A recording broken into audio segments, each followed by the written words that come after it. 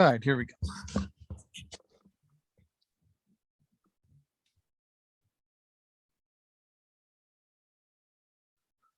Welcome back in, everybody, here on another fucking episode of the Degenerates Podcast, number 116, coming to you, recording live Tuesday, August the 9th. You guys are hearing this Wednesday, Thursday, Friday, whenever the fuck. Welcome back in. This is Wild Bill, one half of the Degenerates Podcast. I'm going to start this episode off a little fucking pissed off. I know I told you guys last week, we got the computer back. We fucking invested in some nice microphones, tip top Magoo, ready to fucking get back to the YouTube. You can see my ugly face. And right as we're about to hit fucking record today, not fucking 10 minutes ago, my computer fucking same shit, doesn't fucking work. I'm calling HP today. I'm pissed. I want a fucking full refund and a new computer. I'm going to fucking go full Karen mode on them, but I'm not going to let that fucking affect me because we got a lot to talk about. Football, a little bit of baseball, some wrestling.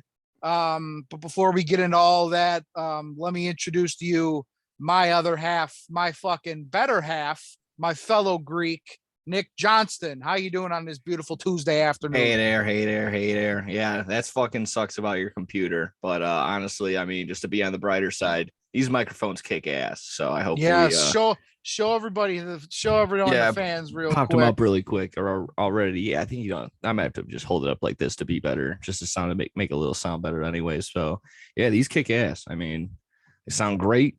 And then yeah, sure enough, when we get a big group like we did for the 420 episode, we'll you can just flip those two bonds on a different setting and you can hear everyone crystal clear. So I can't wait for something like that again. So I mean, yeah, this is a great investment. So we'll break those in. So yeah, how was the weekend? Did you do anything crazy? Because I know I did. I'm at Not too bad. I don't know what's going on. You sound a little like staticky. Maybe I don't know.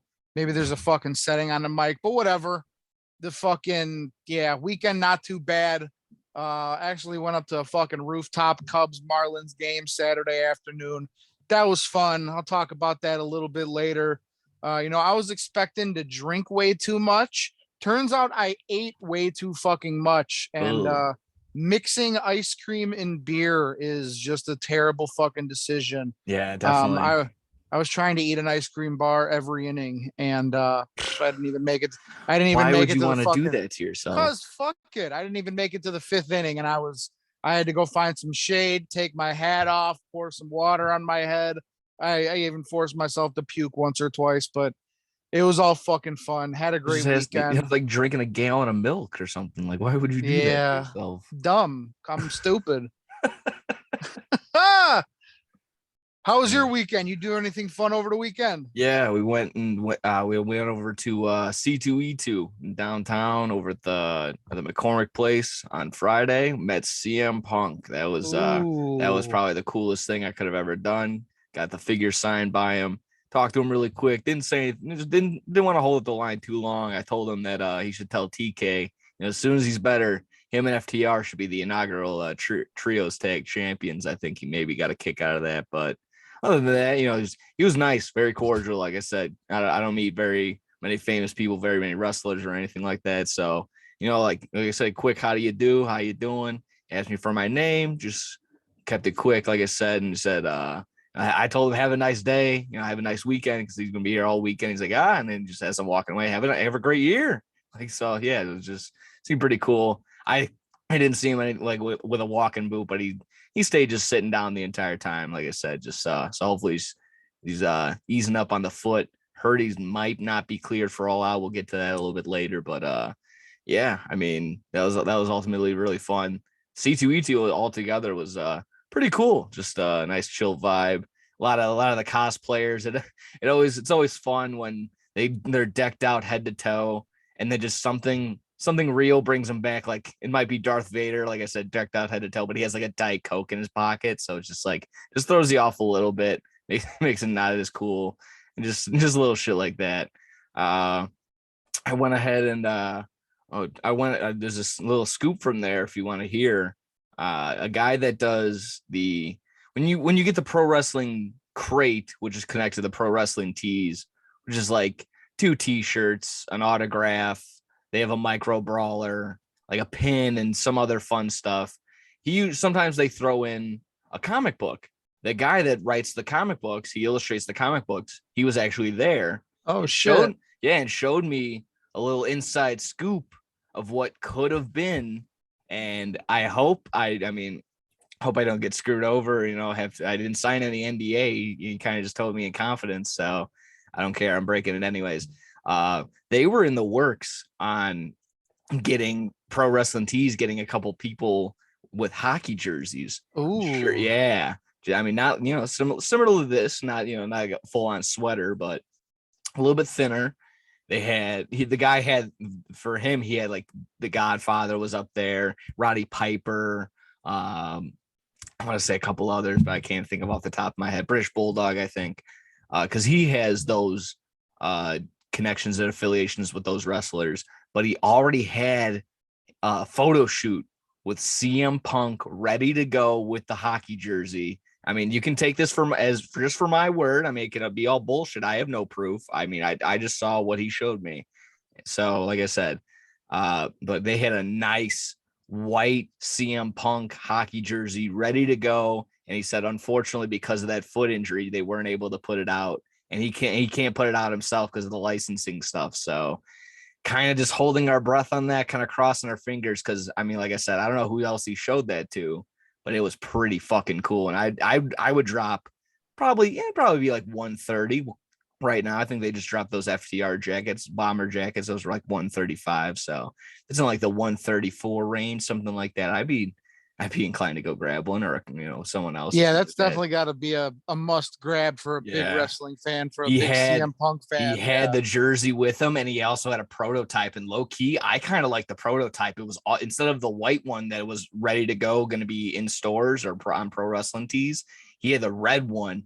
Oh, it was so much nicer. I was telling him, like, he's a big Blackhawks fan. The red sweater, like, that's the number one jersey probably in all sports. So like that makes the most sense. But he's telling me like they didn't like the picture on here, they didn't like the picture on there, they didn't like stuff on the shoulders. I'm like, oh, that sucks, man. But I'm like, still, it's pretty cool. I even threw, I'm like, they got a price? What are we doing here? How much we want for that? He didn't bite. He couldn't sell it. So I mean, all in all, that was pretty cool. I got something for myself, obviously, besides the signature, but I got something for you too. You ready for this? What? Yeah, I got something for you. This? Are you? I mean, you got your camera on? Can you see? Yeah. Oh yeah, I can see. I know you're a big candle guy. Obviously, a big Star Wars guy. What? So you tell me what this is. You like that? That is awesome, dude. For those just listening, obviously, it's one of those, like, I don't even know, like one of those Catholic candles, like the Virgin Mary candles or the Jesus candles. No, we just got Obi-Wan Kenobi's face on it. Dude, that is awesome, bro. That's all yours. So sick. I forgot to bring it out when I was were exchanging the fucking microphones or whatever, but honestly, made up for a better. That's fucking sick, bro. Thank you. So next time I see you, that's all yours. I don't really know if it's all scented, but honestly, it's pretty cool. Dude, I might not even burn it. That might just have to fucking be like a collectible. That is sick. I was told by the guy that sold it to me, he's like, yeah, I'm in like a Facebook group and stuff like that, because they just share like where they put it and shit like that. So a guy that had bought one of that, dude, it looks so similar to a Jesus type portrait that he put it in his family's like arrangement for Christmas. It's been up for years. Exactly, dude. It's been up for years. The family hasn't got it. Dude, I was gonna say, I seen this video. Maybe it was I don't think it was a TikTok. It was like before TikTok. It was maybe like a Vine, and fucking shows how old we are. Some of these kids don't even know what Vines are. This fucking kid for Christmas gave his grandma a picture frame, and it had Obi-Wan Kenobi in it. And he's like, here, grandma, I got you a picture of Jesus for the mantle. And she was like, oh, you're so sweet. Thank you very much. She gives him a hug, gives him a kiss, and she puts it up on the mantle. And then at like the end of the Vine is like fast forward 2 years later, and it's still, and he gave it to her on like Christmas. He gave it to, I was like, I'm pretty sure it was Christmas. It was Christmas gift. and she put it up there, and then it was like 2 years later on Christmas, it's still there. Oh yeah. Oh, dude, that is awesome. I can't burn that. I feel it would be wrong. I'm just gonna keep that in my fucking room here, my There man you cave go. forever. That's gonna be a focal point. That's so sick. There you go. That's all yours, my friend. Yeah. Hell yeah. Thank Got you. it. That Yeah. is awesome. Yeah, like I said, other than that, I mean, just the overall vibe of the thing, nothing too crazy. A lot of, there were nerds and everything, the classic convention type people, the cosplayers or whatever, but no one was over the top. I was probably the one that was being like interactive. It was it was Scooby Doo or Shaggy was buying a fucking, I don't know, it was a Shaggy or Scooby Doo. I don't know. They were buying something. I go, oh, I zoink Scoob. It's a little expensive, don't you think? And they gotta go pop out of that. There's someone who's dressed up as Ric Flair, so the classic woo woo, and everyone started doing Oh, that that. sounds so good with that microphone. Oh, there Give you me go. one more. Give me one more. Woo! Yes, that sounds so clean. There we Last go. time it'd be staticky. Oh yeah, I would have done that, and out. Then my headphones would have probably went out. I probably wouldn't have been able to hear myself afterward for like 2 minutes. I don't know what that is.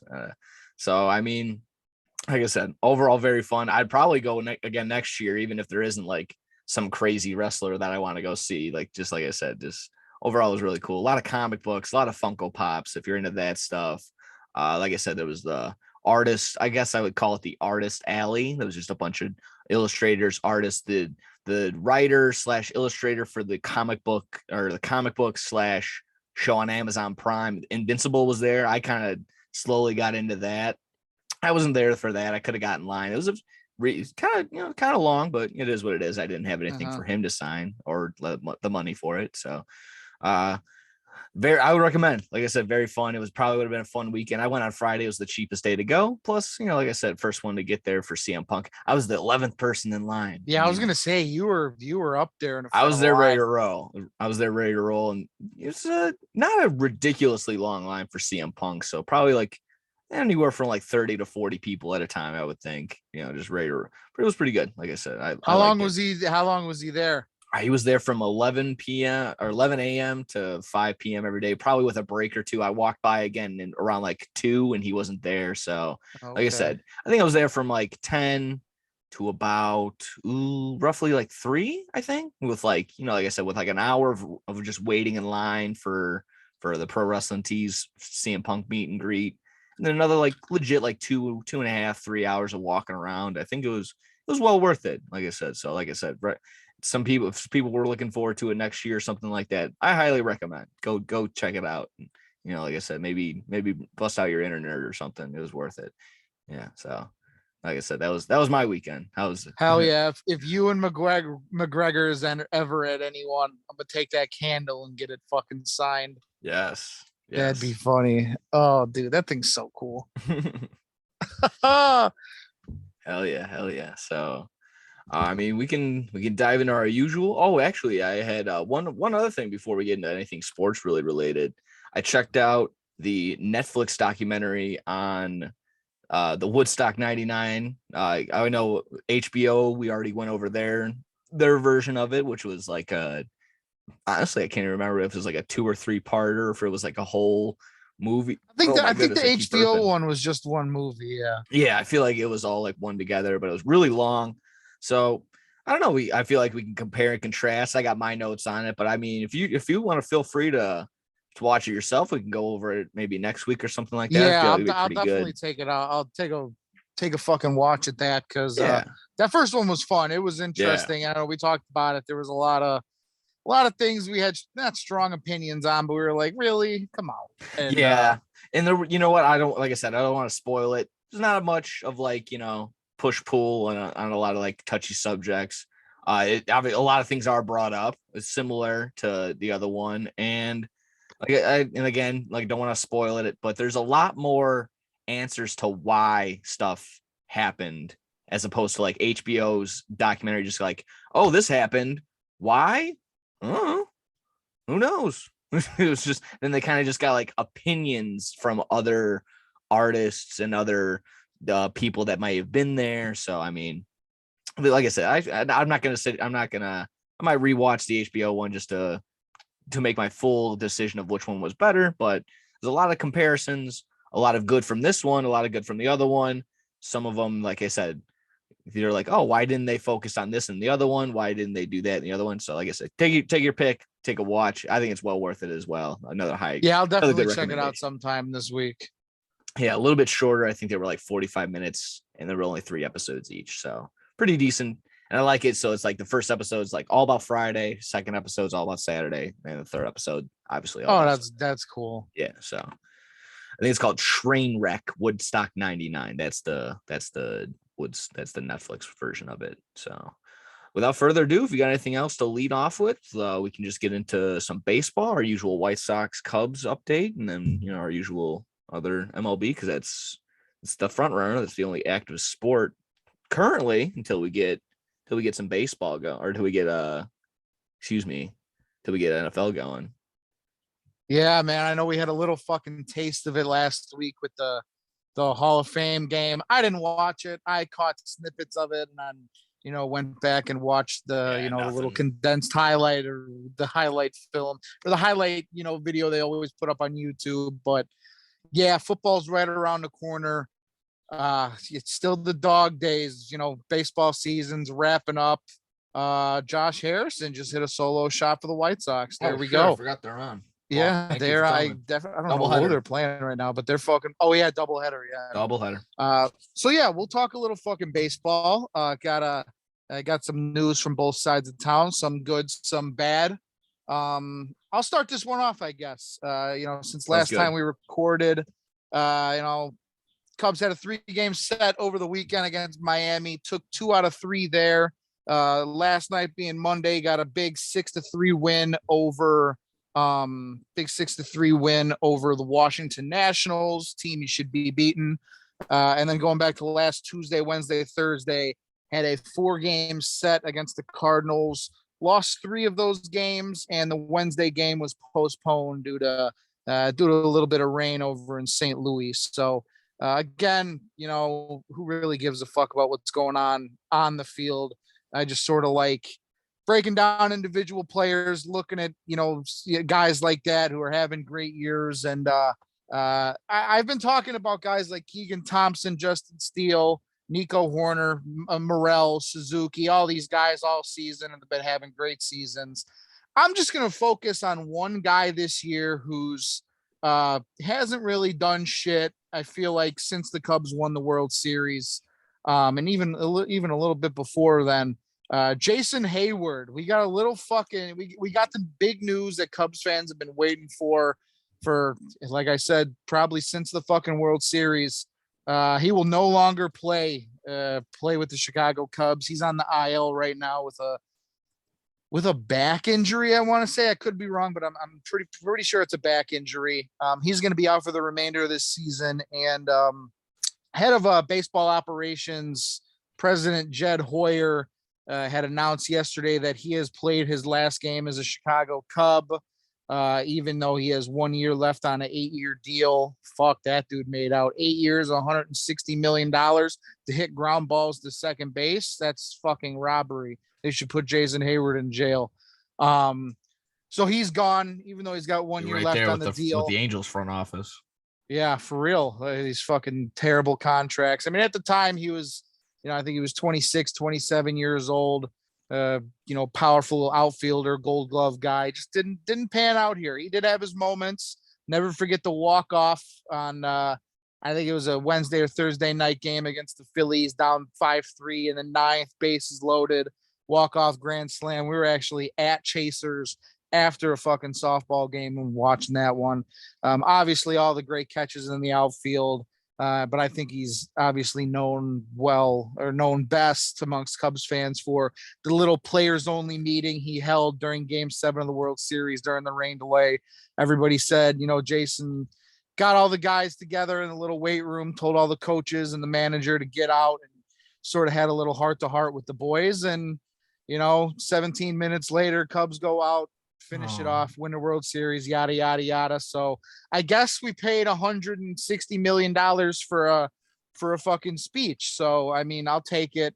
But I mean, all jokes aside, we know obviously the contract didn't work here. I don't expect the Cubs. I mean, you'd think they're gonna try and move him. Maybe next year if he decides he still wants to play. Someone can pick up that contract. I think it's $22 million a year, but I mean, all you're really getting is, a right fielder. And I wouldn't even say he's a Gold Glove caliber right fielder anymore. Maybe a defensive play replacement late in games for someone next year. But again, I don't see anybody picking up that contract. So the Cubs are going to eat that one more year. He's played his last game as a Cub. I feel bad for my brother because, long story short, my brother moved away, lives down south in Illinois near St. Louis, and there's a lot of Cardinals fans where he lives. And when he moved down there was the same year the Cubs signed Jason Hayward, and he went and he saved up all his allowance and bought himself an authentic Jason Hayward jersey just to sort of rub it in the Cardinals fans' faces, to wear it around. And boy, that didn't fucking work out. So that's good. That's another jersey that's probably never going to come out of the closet until you're bringing it to the Salvation Army or something like that. So he's done. Thank fucking God. We'll see Morel a lot more. Obviously, Ortega, Seiya Suzuki in right field. Nelson Velasquez, who 3 hits, first career 3-hit game for the youngster last night. He's been playing a lot of outfield too. So good to see these young guys. They're getting opportunities to play, and we're moving on from guys like fucking Jason Hayward and fucking David Bodie. I don't want to see him in a lineup anymore. I want to see Madrigal. I want to see Morel. I want to see these young guys playing instead of these bums, these guys who aren't going to be around. So good riddance. Thank you for not a whole lot, Jason Hayward. Other than that, I mentioned it a little bit earlier. Saturday, we shot over to a rooftop for Michael Smith's bachelor party. One of my buddies getting married in a couple months here. We decided, get the boys together, go down to Wrigley, do a fucking rooftop, right center field bleachers, or not bleachers, rooftop, but it was bleacher seating up there. It was a fucking fun time, man. Uber down there, went to the Brick House Bar and Grill, I think it was called, got some drinks, got some food, unlimited food and drinks up on the fucking rooftop. But as I mentioned earlier, it was also fucking unlimited ice cream. And I found out real quick that mixing beer and ice cream does not fucking work. We went up there, we go to the bar. I think it's a two drink maximum per fucking trip to the bar. So everybody gets 2 beers immediately. We're pounding them. We're eating some nachos, got a couple hot dogs. The food was great. It was just like being at a ball game. They got the soft pretzels, the nachos. What else? They got bags of peanuts, bags of chips, hot dogs, burgers, anything you can want. It's all just walk up and grab whatever. So the food was great. We fucking pound down a few beers. We get up to the roof. There was a bachelorette party on the fucking roof along with our bachelor party. So a couple of my buddies talking to a couple of the ladies over there. It was a fun time. I'll give it to our boy Kyle. He fucking had the balls to wear a Cubs jersey to wear a Sox jersey to the Cubs game, and he was giving it to the Cubs fans. And I'm all for it. I love the shit talking, but we're on the fucking roof, and we look over to the rooftop next to us, and there's 3 or 4 dudes sitting there watching the game, and they all had like old Cubs jerseys. One had Rizzo, one had Baez, one had Bryant, and one had Zobrist. And Kyle starts chirping them. He's like, "They're not even on the team anymore. Hey, Zobrist, your wife cheated on you with the pastor. Hey, Avi, you're a pedophile. Chris Bryant, you're a fucking walking Band-Aid." He's giving it to all of them. He's like, my God. Anthony Rizzo's best baseball was played with the Yankees. And these dudes obviously didn't get that he was just busting their balls talking shit. So they're talking shit. They're like, "Oh, come down here, meet us down in the fucking alley, blah, blah, blah." Kyle starts throwing beers and starts throwing half drinking water bottles at him. It was hilarious. And then a couple minutes later, Kyle goes down, gets a couple fucking beers, and there's this dude sitting on the rooftop, and he turns and he looks at us. He's like, "Bro, your buddy is fucking mad annoying. And if he was up here, I would say that to his face. And I was like, he was just up here and you didn't say a fucking thing.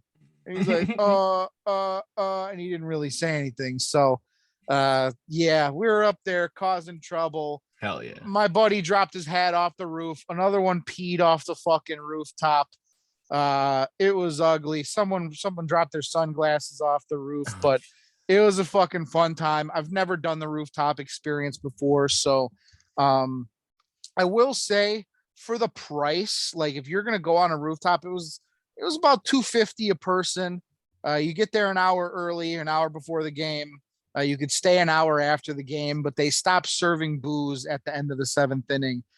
If you're going, you have to plan on getting fucked up and drinking a lot, because other than that, you're not really watching the fucking game. You're more just socializing, having fun, bullshitting up there. You better eat your weight in food or drink your weight in fucking beer for that $250. So it was fun. I definitely do it again. Other than that, not a whole lot of fucking Cubs news. We got the field. Sorry, is there like a TV up there? Is there anything like? Yeah, there's TVs everywhere. There's TVs. Okay. On the roof, there was one TV, but they had the audio was off, and they had like a speaker. They had a couple speakers with the radio broadcast going on. I was about to say, and then broadcast, and then broadcast audio or radio audio. But there you go. You the radio audio they had, and then all throughout the place, I think the second floor was just a bar. The third floor was like a big bar and a social area, and that's where you got all the food. And then the fourth floor was, I think, just bathrooms. And then the fifth floor was like an outside terrace area with a bar, and they had a bunch of TVs on every level. And then the sixth floor was, like I said, the rooftop. So every floor they got something for you to do. They had like those little coolers, that you just slide open and there's ice cream in. They had one on every floor. So every time I walked by one, I grabbed a fucking ice cream. And like I said, I paid the price because I had to take a couple fucking innings, go into the shade, pour some water on my head. I fucking forced myself to puke a couple times. But we felt good. It was a fun time. Any Choco tacos in there? No Choco tacos? No Choco tacos. They had strawberry. They had the strawberry cheesecake, and then the chocolate, like those little crumble bars. I don't know what you call them. And then just M&M cookie sandwiches, like those are classic. Ice cream cookies. Yeah. No, an update on the Choco taco really quick. As soon as we got off last week and we talked about it, there was a report that somebody had put up 2 Choco tacos on OfferUp for $70. That was the fucking price for it. So yeah, I thought that was fun. Sorry, go ahead. So yeah, I mean, that it was a fun time on the rooftop. Definitely recommended for anybody want to get a family outing, just your buddies, go up there, get fucked up, eat some good food. It's definitely a fun time. Looking forward with the Cubs. We got a game tonight and tomorrow against Washington.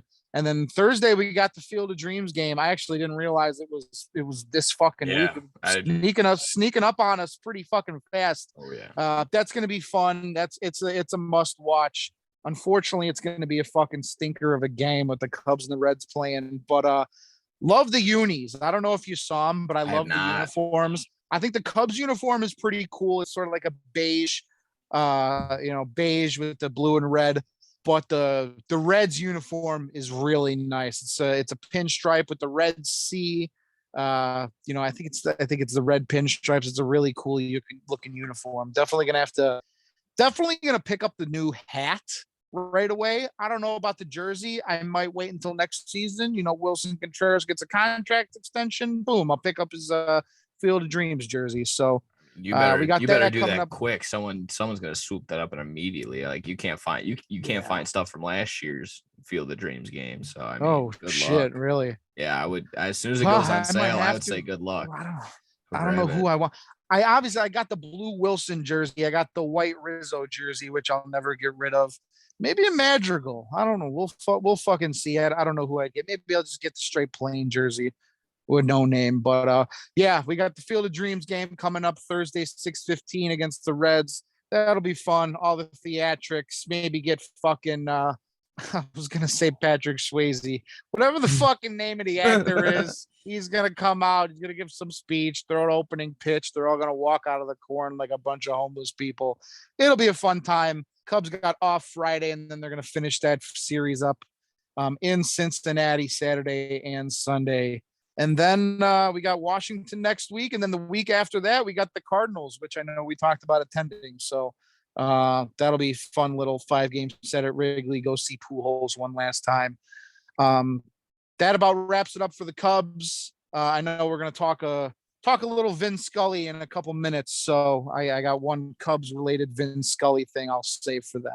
Yeah, the only Cub thing I saw that I don't know if you mentioned was they sent Frank Schwindel down to Iowa today. I don't know if you saw that triple. Yeah, Frank Schwindel, he's done. He is fucking flash in the pan. I know MLB had him as the #1 overall player, right, with Larry Garcia at the beginning of the season, but makes sense. He fell off. But hey, we did pick up Franmil Reyes, who got DFA'd by the Guardians, who's batting .206 this year, and I think he's like top 5 in the league in strikeouts. So I mean, he'll fit in just perfect. Yeah, feels good. All righty, yeah. If you got nothing else on the Cub guys, I can dive in on the White Sox on the south side. Let's see. Well, my nickname for the team is still relevant for another week. The Mid Sox take 2 out of 3 against the Royals, and then they split 2 out of 4 against the Rangers. It seems to be every time we have any sort of big momentum swing or something really positive happens, like dominant pitching performance like Dylan Cease, or like an outstanding offensive explosion like we did 8-2 on the last game. It's usually followed up by just totally killed momentum with like a day off, and that's exactly what happened. Like I said, not really much before I knew. Oh, and I think that was a home run. Yep, Lance Lynn just gave up a home run to who gives a fuck, some douchebag on the Royals. Like I said, not much to say. Dylan Cease continues to cook.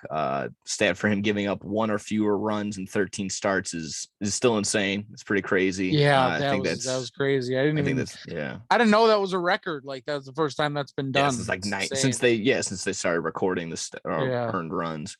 I want to have this blanket statement that the pitching is increasing, but we continue to see Kopech and Giolito struggling. Cease is still a Cy Young candidate, and Lynn is slowly coming back to normal. He doesn't give up. I thought it was a solo shot. It was a 2-run home run. 2-run by Vinny Pasquantino. Now that's fucking Italian. Yeah, I mean that seems to be his only downfall. He seems to be giving up home runs as I mean it's fine. It just means sometimes when they just throw you, they catch up to one of your fuck you fastballs that he usually likes to throw. So yeah, so if he slowly gets back to normal, that'd be great. Lynn getting back to normal, and Cueto still, while he's not getting the best offense behind him, he's still been a blessing in disguise. He's putting up some great quality starts. He got fucked out of a loss. He had through 8 innings, and then, like I said, just nothing can get done in that Rangers game. It's hard to string together wins when the pitching just isn't as consistent as it can be. It just needs to get better, especially when we find out that, well, Tim Anderson's going to be out 4 to 6 weeks with a torn ligament in his hand. I guess they just let this out today. I don't know. I can maybe get your thoughts on it when we swing back, but I'm not feeling that. After hearing that, I'm not very optimistic about really anything. Even with this schedule that we have the 4th easiest schedule in terms of opponent winning percentage left.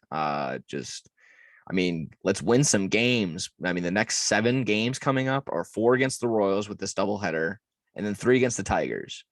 It should be 7-0. I mean, I know we have a doubleheader that's usually a split, whatever. It should be 7-0.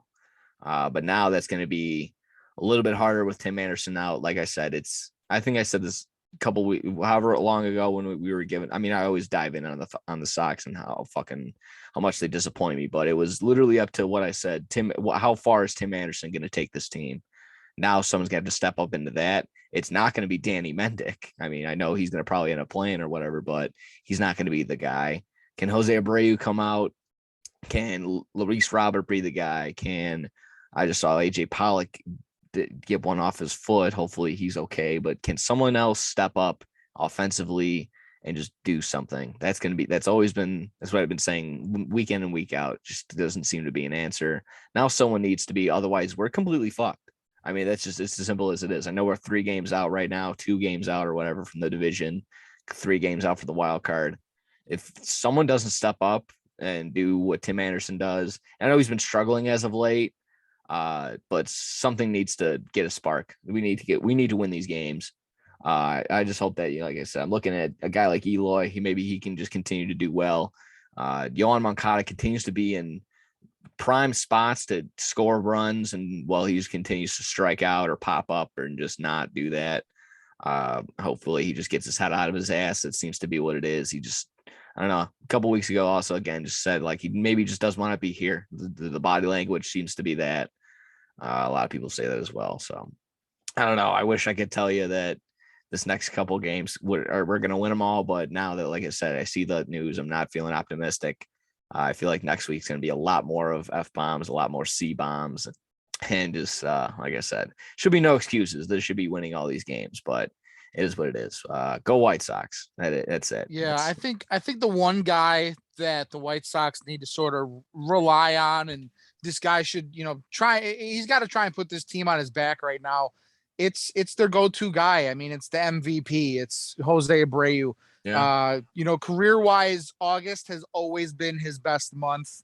I think they said on the radio career he's batting like 348 in August alone throughout his career.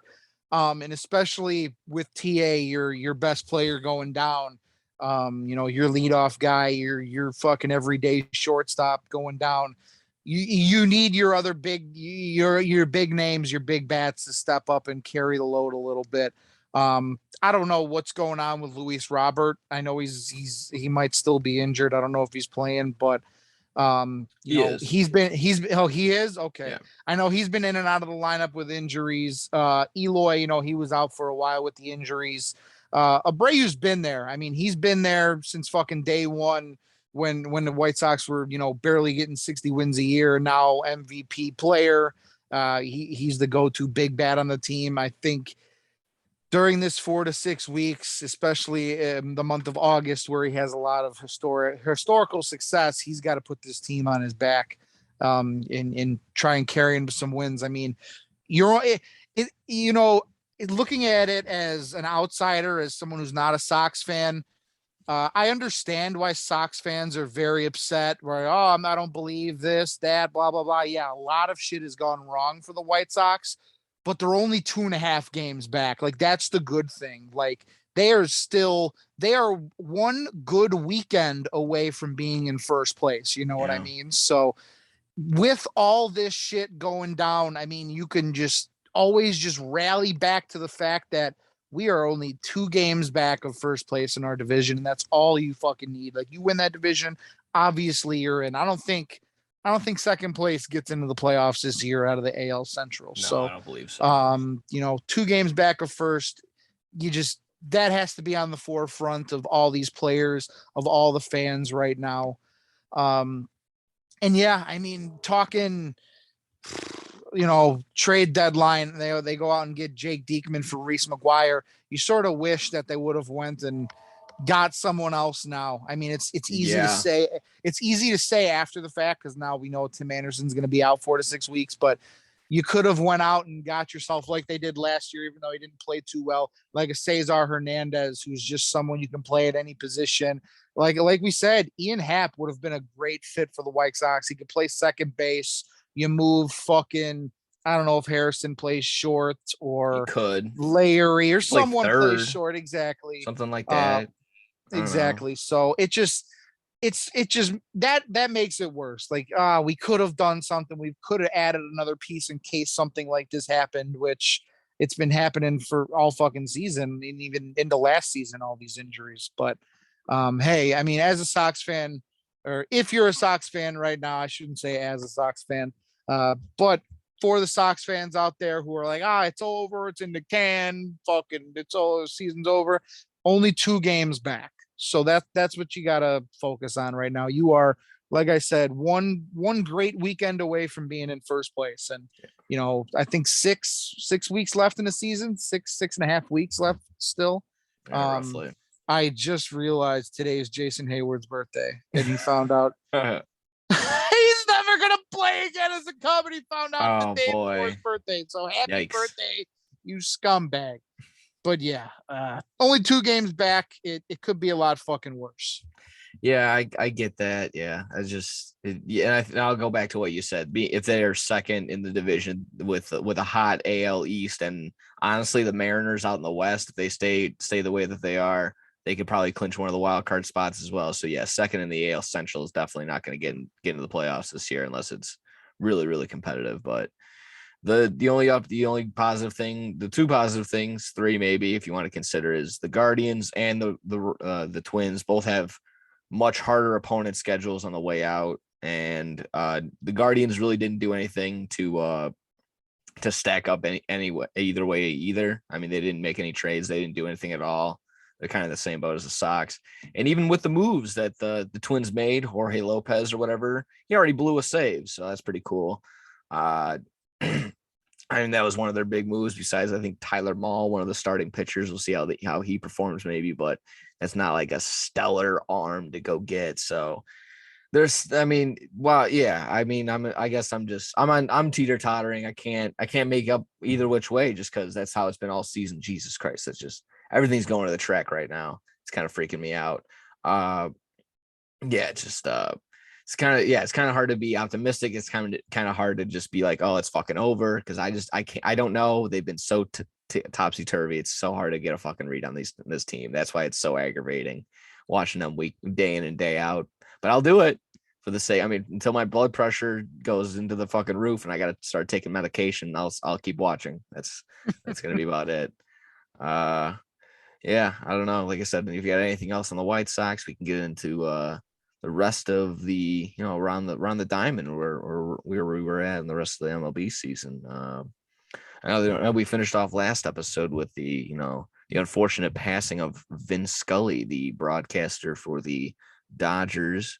I don't know how long he played. I don't know how long he broadcasted, but apparently it was long enough. 7 years. It was, apparently it was long enough to call almost 5% of all baseball games ever played. So apparently that's it's almost, even if when you try and run the math, it does come out to like roughly like 4.7% or something like that, which is crazy considering baseball's been playing since the 1800s. So obviously tip of the cap to him. That's very unfortunate. My only thing, if you want to, you can give something on that. If maybe go ahead and give your thought on it. Cause I had something that was brought up by the New York Post that maybe was just, maybe a talking point. Maybe you can get your thoughts on it as well. But if you had anything to say on Vin Scully, feel free. Yeah. I mean, he was a legendary announcer. I think easily if there was a Mount Rushmore of all sports announcers throughout all sports, he's definitely, one of the fucking 4 faces on that Mount Rushmore. Everybody knows who fucking Vin Scully is. He was such a friendly guy, taught people the game of baseball. And I think the big thing that, my big takeaway from just, I obviously didn't have a whole lot of Vin Scully exposure. But from what I did, the exposure I did have, it was his silences. He knew when not to talk. Like some guys, they just talk and through great moments, they find stuff to say. Sometimes all you got to do is say nothing. And I feel like that was Vin Scully's, like, that was his go-to in big moments. The Kirk Gibson, World Series walk-off home run with the Dodgers. It's gone, whatever. And then he just lets the crowd and, the sounds from the stadium sort of tell the fucking story after that walk-off. So I know there's so many fucking guys that just yep. Sometimes all you got to do is just shut your mouth and let the game do the talking. And Vin Scully was a master at that. Yeah, and no, you know what? That's exactly what this article kind of goes over. Was it? Yeah, no. Phil Mushnick wrote a post in the New York Post, basically going over. While it's a shame that it's a passing. The title of the article is "What Made Vin Scully So Great Would Not Be Accepted by Today's Networks." And you would think, like, right off the bat, oh, that's the kind of maybe going to bash Vin Scully for the way that he talked. complete opposite. They're saying that the way that he talked and the way that he broadcasted would not be up to current today's standards for that exact fact that he let it be dead air, that he let moments just happen by themselves without having to have a signature call or such big hype or like, a forced laugh or something like that at a certain time, that he wasn't just like yelling over everybody for the sake of just talking. So, I mean, he compares to in the article, Phil Mushnick compares it to like, I guess I don't know his name, but just skimming over it, the Yankees guy, the yes caller, I think is it Michael K, saying that he's like, again, like almost bashing him because like, oh, Vin Scully was a hero of mine. I looked up to him, but then again, like he does the complete opposite of what Vin Scully does. It's just he has the see ya that fuck he has the catchphrase call and shit like that. So I mean, I don't know. I mean, the Hawk had the same exact thing. He had his catchphrases. You know what I mean? They were in the same exact boat, I would think. I don't know. So I can't really harp on it too much like on that. But yeah, I don't know. I guess I can see where he's coming from. The idea of dead air does kind of get to people. I think it's more or less the idea of just like the awkward silence to a lot of people, to the audience. They think that's what needs to be fed on the most or something like that. I mean, obviously a nice calm and like, not an awkward pause, but when it's just time to listen to the game or listen to like the sound of the ballpark, that was a good time for him. That was pretty good by him. Or so, I mean, between him and Jesus, who was the Brewers broadcaster? I'm kind of the catcher. I know who you're talking about. I can't think of his name. Oh, Jesus Christ, it's gonna fucking bother me. But I mean, I feel like he did a pretty good job of that. Yeah, he was in obviously in the major league the movies. So I mean, Jesus Christ. I mean, I don't know. Like this, in terms of that article, I mean, I think he could still pull it today. I don't know what this was trying to stir up something. If he was just trying to take jabs at current broadcasters of the now time or something like that, but I don't know. This is, like I said, obviously we're talking about it right now, so it did its job. I don't know. I feel like it could have worked either way, and still the broadcaster that maybe, I don't know, needs the catchphrase or something like that, or the big hype or the big yelling, that can still be beneficial too. Because when you don't get that with Joe Buck, who's been in such huge games, Super Bowl after Super Bowl, World Series after World Series, seeing these huge moments, and it's just like, David Tyree, he caught it, first down. He just caught it off his fucking helmet, dude. And I get it, they have that whole thing where he couldn't see it from the angle that they gave it to him, but come on, get hyped, do something. He's made a huge play, regardless, whatever. That's just like one specific fucking example, but still, I mean, there's tons of people. It's obviously, to me, it might just be your preference. It's exactly that. It's just what your preference is. Like I said, what are you thinking? No, yeah, you're exactly right. And I, thinking of my favorite Vin Scully moment, and I never watched this live because it happened during a Dodgers Brewers game back in 2016. But did you ever hear him live on national television rip the country of Venezuela for being a socialist country? I did, yeah, I did. Like, it was hilarious, and only Vin Scully can get away with that. Absolutely. Like, if that happened with anybody else, they would lose their job in a fucking instant. But Vin Scully's such an icon that he can go out there and basically, I forgot, he said socialism is failing to work as it always does, this time in Venezuela. I have it pulled up. You talk about everybody getting something for free, and all of a sudden there's no food to eat. And who do you think the richest person is in Venezuela? The daughter of Hugo Chavez. Anyway, 0-2 the count. Like, that's the fucking thing, and he just says it so like nonchalantly. A comedy show, a sitcom, or a sketch comedy show would do that, just for like if they're making fun of a broadcaster. But he actually got to do that. It's hilarious. Oh, by the way, before I forget it was Bob Uecker. That's the Brewers broadcaster. My brain remembered that 20 seconds, 30 minutes after. So just want to remember that. So I know it just shows how much of a legend he is. I mean, he got standing ovations and video tributes at every single stadium over the weekend. I know the Dodgers were playing in San Francisco when this unfortunately happened. And I mean, they're fucking heated fucking rivals down there. I mean, Dodgers fans paralyzed the Giants fan a couple years ago, fucking scumbags. And even the Giants, I mean, they're a world-class baseball organization as it is. They as well as every other team around the league, they had great little they paid honor to them, they paid tribute, they had the videos and moments of silence everywhere. And I forgot who it was. I want to say it was the Minnesota Twins. He had called the 1991 or 1992 World Series when the Twins had won. He was doing the national broadcast and they won it at home at the Minnesota Dome. And after they won it, he like being Vin Scully, he just let the crowd and let the game do the talking, and it was cool. The other day last week, they showed that video up on the jumbotron, and whoever the Twins announcer is now, he was like, as per usual, just as Vin Scully would like it, let's have a moment of silence for Vin Scully, because he's the master of silence. So that was a cool little moment there. They had it everywhere. They had the special guest conductor at Friday's Cubs game was Vin Scully singing the song up on the jumbotron. There you So go. That's fun. that was cool. And I mean, he has a fucking great voice. Like, Oh yeah. that dude could have been dude could have been like an opera singer or something, or like a big band singer or something like that, because he has an amazing voice. And I was there like, probably is. wow. You probably do some research on that. It probably does have like some sort of background in that. And I would think you said 67 years of calling baseball games. I mean, just being in broadcasting like that, you probably have a catalog of just about, as long as you have the recordings, you could basically just get him to say just about anything over the broadcasting. So, I mean, sure enough, Dodger Stadium could be using his voice for the calls for the rest of the, for here on out. I mean, that'd be pretty cool. So, I mean, they could do that maybe on a special day, maybe if it was like his birthday, or if they want to maybe just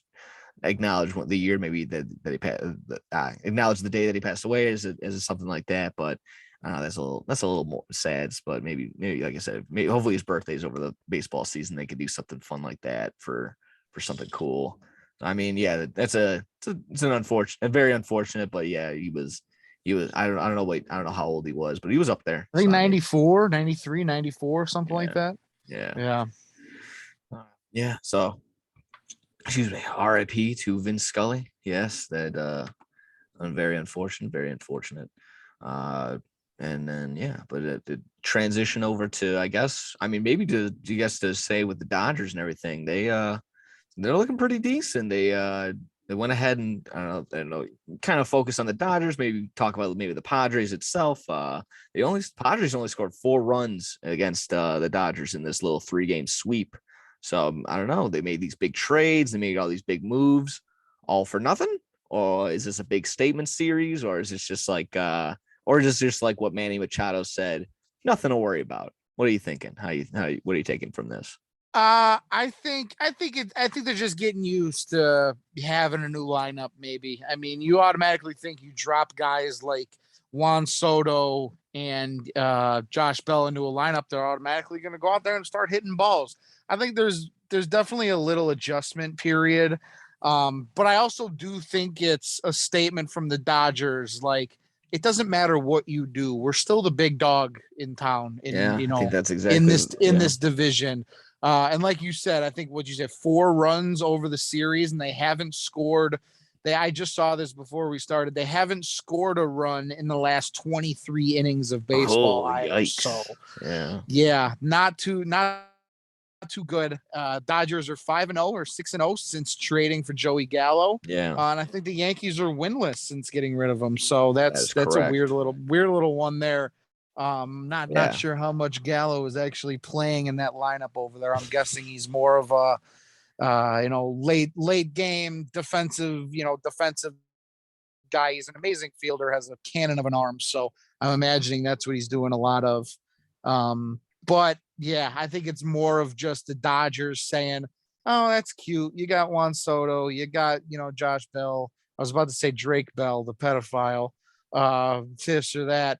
But we're still the Dodgers, and we're still going to whoop your ass. Yeah, it seems to be that way. Yeah, the Dodgers made some moves, but yeah, more or less, I think it's exactly right. They just want to make the statement that they're still the older brother, still going to beat up on you no matter what. I think they're still the odds-on favorite in just about every category. They're so far ahead. I know the Padres are uh, basically established, a little well established in that wild card spot. If they fall off, it could be a little detrimental to them, but they're in a good spot with all the moves that they did make, and it could be also what you said, just Juan Soto, Josh Bell. Did I do that again?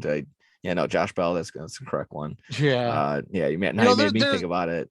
Yeah, there's a lot of pressure coming, on both of those guys coming yeah, in to a team like that who's looking to win right away.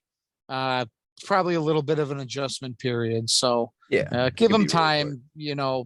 They're gonna produce. I mean, Josh Bell's having a great season, and Juan Soto's Juan Soto. So give it time. Let that team gel and mesh a little bit, and once they do figure it out, I mean, 1 through 4, 1 through 5, that might be the best in baseball with saying it now without Tatis, but with a healthy Tatis, you got Bell, Cronenworth, Machado, Soto, and Tatis 1 through 5, along with Jorge Alfaro, Jurickson Profar, who fucking plays first base, or it's Bell now, yeah. Yeah, it would be. Trent Grisham over there. I mean, decent guys at the bottom end of that lineup. That's going to be a scary 1 through 5 that pitchers are going to have to face going forward. Yeah, not gonna be looking at those games for nerfies like you were kind of saying. Yeah. Yeah, Nope. Can't do it. yeah, that's a I tough was thinking about tough it the six other outs. day. I forgot who was pitching against them, and I think it was Probably maybe it was Gonsolin or something like that, yeah, or I think it was like Anderson. Urias. It was Urias or Gonsolin or someone like that. And I was like, oh, 10-2 with a 2.3 ERA. Oh, that's But he has to Gonsolin. pitch. Yeah, but he has to pitch to Juan Soto, Machado, Yeah. and Bell. I was like, yeah, I can't do it. Yeah, no, that's a smart move no matter what. Even if they do get it, it's not worth the risk, I don't think. Um, yeah, looking at, I guess we can struggle or switch over to another struggling side. I mean, you see the Yankees, like you did mention, they're 0-6 since trading Joey Gallo. Maybe that, I don't know if that has anything to do with it. But we also see the downfall as Matt Carpenter, who was having phenomenal resurgent season, has now broken his foot. Probably most likely, I would think that's gonna be the end of his season for sure. So I don't know. A lot of people are. I would guess the Yankees fans are going to see this still as optimistic as like, oh, you don't want to peak too fast. Maybe falling off a little bit in August can be okay. And like I said, you don't want to peak too quick and have the playoffs and just fucking belly out. So I don't know. The pitching kind of hasn't been what it has been. Garrett Cole got shelled the other day against the Seattle Mariners. But then again, they kind of bounced back the other night. They have a 9-3 game, so it is what it is. They're up 30 games, over 500, but they still have the Astros right there, nipping at their heels for the #1 spot in the AL. So that's going to still be very important. I feel right now, with this added wild card spot, you're getting a first round bye in the playoffs. It's pretty important to have this #1 spot. So I don't know. That could, you could say it's important just to get a break, but the break could also be detrimental as well. Who knows? So, I Yeah. mean, we'll see how it I goes. think But as of right now, yeah, the Yankees looking a little strugglish. I don't know what you said. Like what yeah, they I lost think I 15 think out of the last 20, something like that. yeah, Yeah, it's been bad.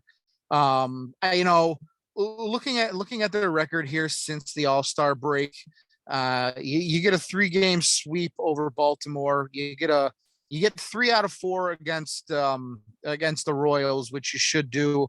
But I mean, their losses are to some pretty good teams. I mean, they lose a little mini 2-game series against the Mets.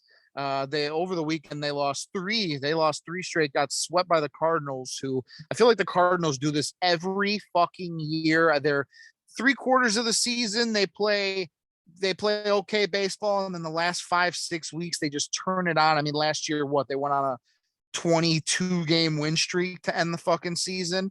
it helps when the So Brewers just decide to get rid of Josh Hader for. yeah, I mean, yeah, they probably gave their reasons, but he may be one of the. I mean, you could argue he's the best closer in the game right now. One of the yeah, best, you at least one of can. the best left-hand closers in the game. So if you want to get technical with that, but yeah, that's it's a wild move. Yeah, I do like that with the Cardinals. I don't know where they're at in the Central to win. They could sneak up on the Brewers and do that. They're actually in first right now. Yeah, really? They took over first place after that 3-game sweep of the Yankees. Yeah. There you go. Yeah. So I mean, you look at the Yankees losses. They had a day-night doubleheader Thursday, the 21st against the Astros, lost both of them. The 26th and the 27th lost both of those games against the Mets. The 1st, 2nd, and 3rd of August, they dropped 2 out of 3 to the Mariners at home, too. You'd think at home you'd want to win. You want to take 2 out of 3 in that series. And then you go on the road to Busch Stadium and you lose 3 against the Cardinals. They're playing some good teams. And looking at it coming up, they got Tampa Bay, they got Toronto, and they got the Mets. All in a row, no breaks. That's going to be 3 tough series right there. And then, Tampa they Bay got not Oakland. living up to expectations, but that's still not going to be a cakewalk. Depending, are they going to be at Tampa Bay for those? Actually, no, that probably doesn't matter. All home games. Oh, okay. I mean, that's going to be good for them then. Yeah. Yeah. So that's going to be a tough test. Those 3 series right there, and then after that, they got Oakland, the Angels, and then Tampa Bay again. So, some winnable games to wrap up the season for sure, especially Pittsburgh, Boston, Baltimore, Texas in there. I don't think it's anything to worry about. This happens with a lot of baseball teams. It comes, it goes. You're hot, you're cold. Yes, you're in, you're out, you're up, you're down. Fucking, it doesn't matter. This team is great. Garrett Cole, every like 5th or 6th start, Garrett Cole just looks like a fucking single A dude who should be fucking selling milk for a living. He should be a milkman. But those other 5 starts, he's one of the best in the American League. He's put that whole fucking pitching staff on his back. I know Nestor's having a good year, Tyone's having a good year, but they've also had a lot of injuries, and he's been their consistent ace, their go-to guy all year. I think the Yankees are still going to be good. They'll still be fine. I think they're they won so many games over the season, the first team to 70 wins, that I don't want to say they can afford, but it's not the worst thing if they drop, 20 out of their last 35 games. It's not the end of the world. Yeah, it probably doesn't feel good, but yeah, it's still mathematically they're probably still gonna be right there. And they could afford to lose some. Hopefully, I mean, just in terms of if the Sox want to be competitive, I mean, it would be great if they just fell off the face of the earth, but not likely. I feel like you're right. This could just be a little quick lull while they probably figure something out really quick. They trade away a few guys, got a few guys coming in. They'll definitely figure something out. It was just probably nice for Jordan Montgomery, who got traded away just kind of unsuspectingly, kind of came out of nowhere for him, kind of for a lot of other teams. But trade him to the Cardinals. Sure enough, he plays him over the week, and Montgomery gets the win against him. So probably a good boost of confidence for him as well as the team. So, and Jose Quintana, I think pitched pretty decent as well while he got over there. So shout out to him too. So and really nothing else on the Yankees. I had one thing left on just MLB before we finish over or go over to NFL. The Angels hit 7 home runs against the A's, and they lost 8-7. I just thought that's fantastic. Absolutely fantastic. Like I said, just going off my rant last week of how the Angels front office should be in jail. This is just add this onto the list of offenses. Just another one. Like I said, I don't know if you have any thoughts on it. 7 home runs, 7 solo home runs. Probably broke a record. Probably broke a team record. And they fucking lose. Just classic. Just that sums up the Angels season. Has to be. I mean, there's probably been so many examples, but that has to be the most Angels thing to have happened all season to the Angels. Has to be. Like I said, your thoughts on it, if you had anything at all. Yeah, that's just typical Angels. I mean, first we find out what's the guy's name? Harvey was fucking selling the pills, the skags, and he OD'd. And then fucking Joe Madden gets a faux hawk, and fucking 2 hours later he gets fired. And now this bullshit. I mean, Mike Trout has a 1 in a billion back injury that medical doctors. I haven't seen this in years. This is a fucking 1 in a billion. Everything that can go wrong is going wrong for the Angels right now. And I think this just, someone needs to whisper in Ohtani's ear in Chinese or Japanese or whatever he is and tell him, get the fuck out of town. Cause I don't want to, I feel bad. I don't want him wait. I already feel bad for Mike Trout, but Tell him sayonara. Ohtani is just, we know Trout's a great player, but Ohtani's the greatest player baseball might ever see, and he's got to waste his potential over there getting 70 wins a season. It's just not right. It doesn't sit well with me. No, not at all.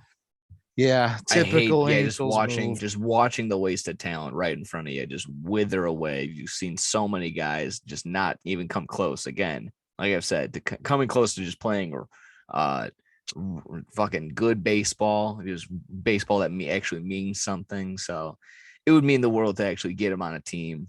Get out while you can has been the message to Ohtani. Well, Trout's kind of locked up, but you can get out. You can get out now. Do it. Yeah. Run. Don't look. Don't turn around. Just keep running. There's so many examples of, great players being on bad teams with big contracts, and they're sort of stuck there.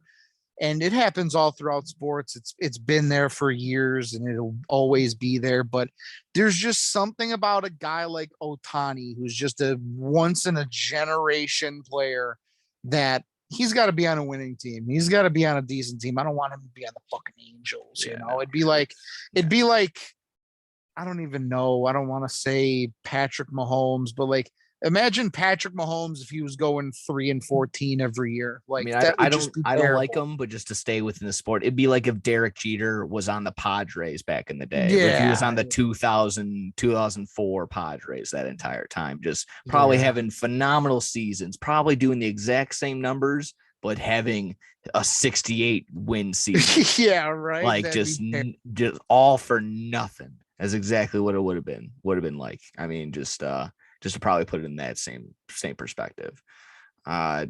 Just nothing much. It's Sox actually, doing some work. Actually, there you go. Robert III. Hopefully we can do something, because watching this game makes me want to puke out my fucking balls. So like I said, we can transition to some NFL. We got some Bears news. Actually, we had the Hall of Fame inductees. We have Hard Knocks actually premiering tonight as we are recording on a Tuesday.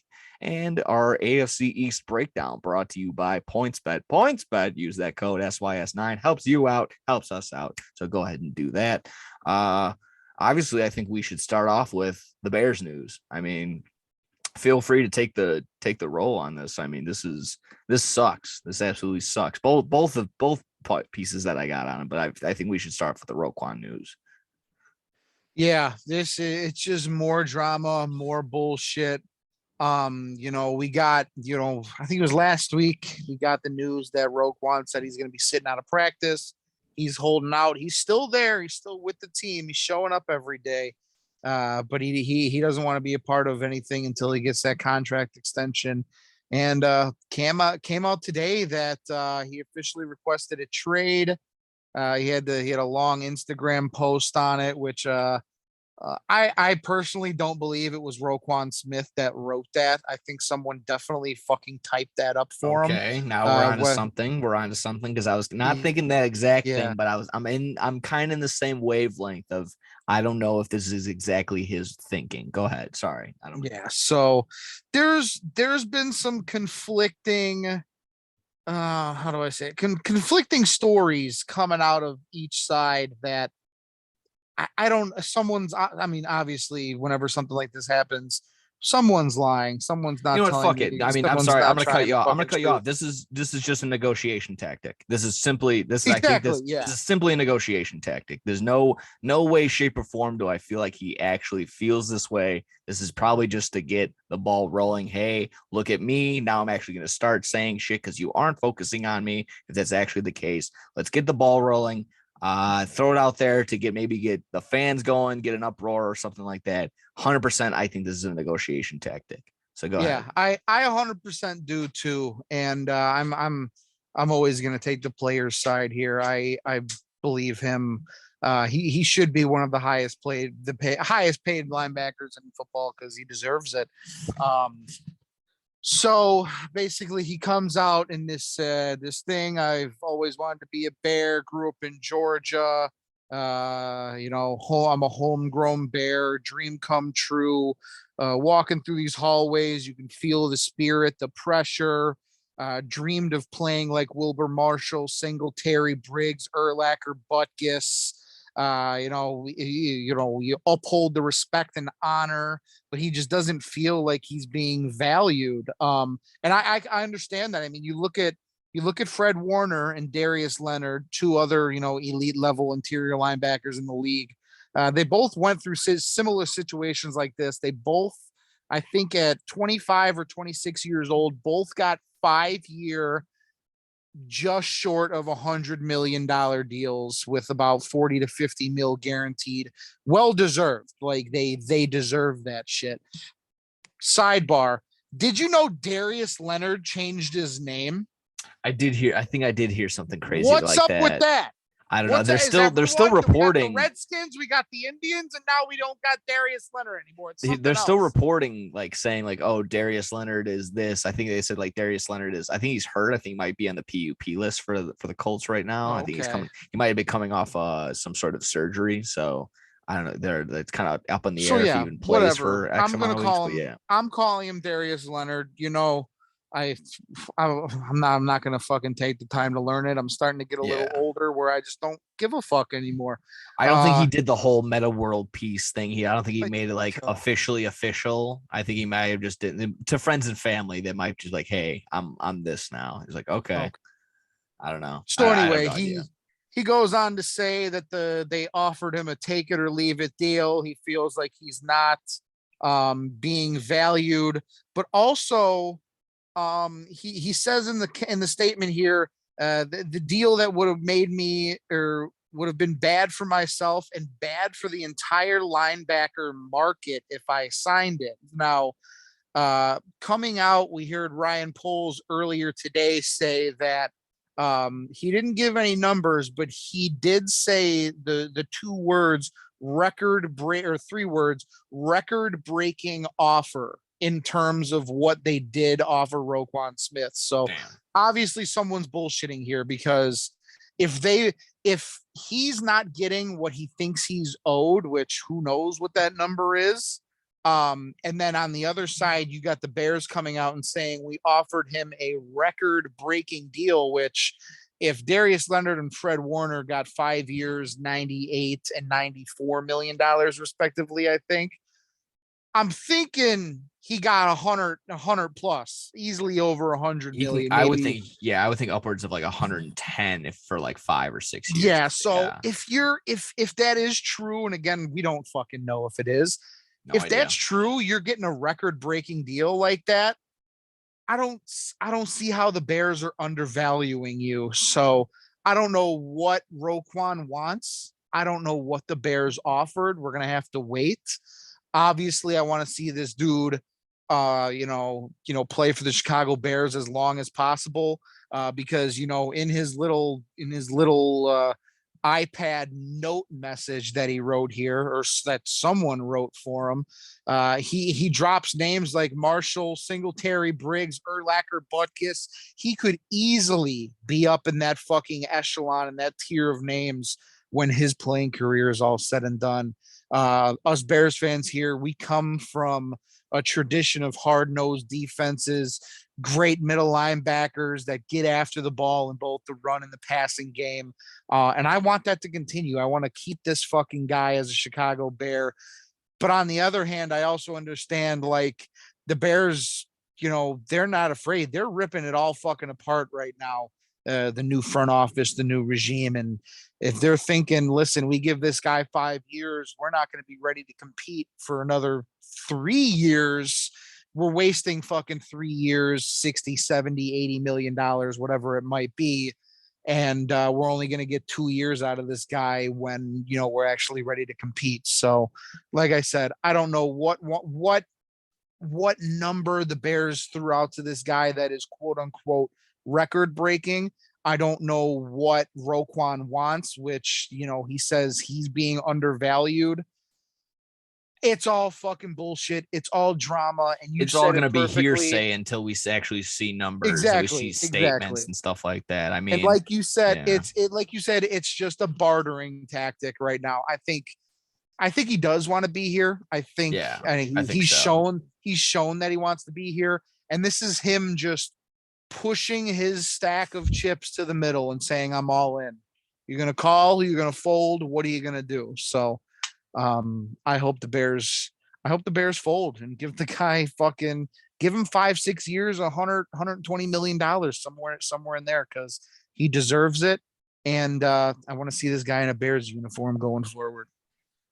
White Sox are gonna fucking lose this game. Another 2-run home run to the exact same fucking guy. Yeah, no, I'm in the same boat as you. I feel, like I said earlier, I feel like it's completely a negotiation tactic. Probably definitely wants to be here. Just in my mind, if the Bears truly don't make a deal, don't do anything, if they end up trading him or getting rid of him, we're truly a poverty franchise. We have no sort of direction, no identity. Don't know what we're going to be able to do other than just rely on Justin Fields for anything, even though we did nothing to give him any help. I guess if you want to see Byron Pringle in jail as help, that's not going to do anything. As well as now reportedly N'Keal Harry has a severe ankle injury, so probably going to be out upwards of about a month or two. I would maybe, I don't know. There's no number on that. Just it's, like I said, if we get rid of him, what are we doing? A lot, like I said, waste of time. But if we, I'd rather see him here for the even if we do, not wasting 3 years of his time, because literally, as we kind of saw, anything can happen with a certain luck of the draw. It's just a matter of if the Bears want to, like the front office wants to actually make a move and get some help and be competitive. I don't feel like it's completely out of the way. And I'm not sitting here saying this year they're gonna fucking blow off and have 12 wins out of nowhere. That's Yeah, I agree. completely unrealistic. They actually tried it next year to get free agents, top guys, big names, and I don't know, had a crazy draft class out of nowhere. Now we got fucking our offensive tackle wants out too. Just everything's Actually, no. Jenkins is back. Now Tevin Jenkins is back in practice. Okay. Yeah, so all right. All right. That's I don't know what the positive. Then fuck that's happened good. there. He's actually back. That four-eyed He's fucking bitch. yeah, he's every which way. I don't know. I can't get a good read on him either. Just again, that there's good quality pieces. There's nothing that we can look at right now and say that's what's going to make us win. That's what's going to get us over the hump. But he is one of those guys that I don't know, if you invest in him and some more guys around him. Yeah, that's a team that can get you there. It's a team that can figure it out as long as maybe Justin Fields gets maybe more progress. And well, I'm not gonna completely blame it on him. He needs targets. He needs better quality targets to get there. So Yeah, maybe a good year out of Cole Kmet.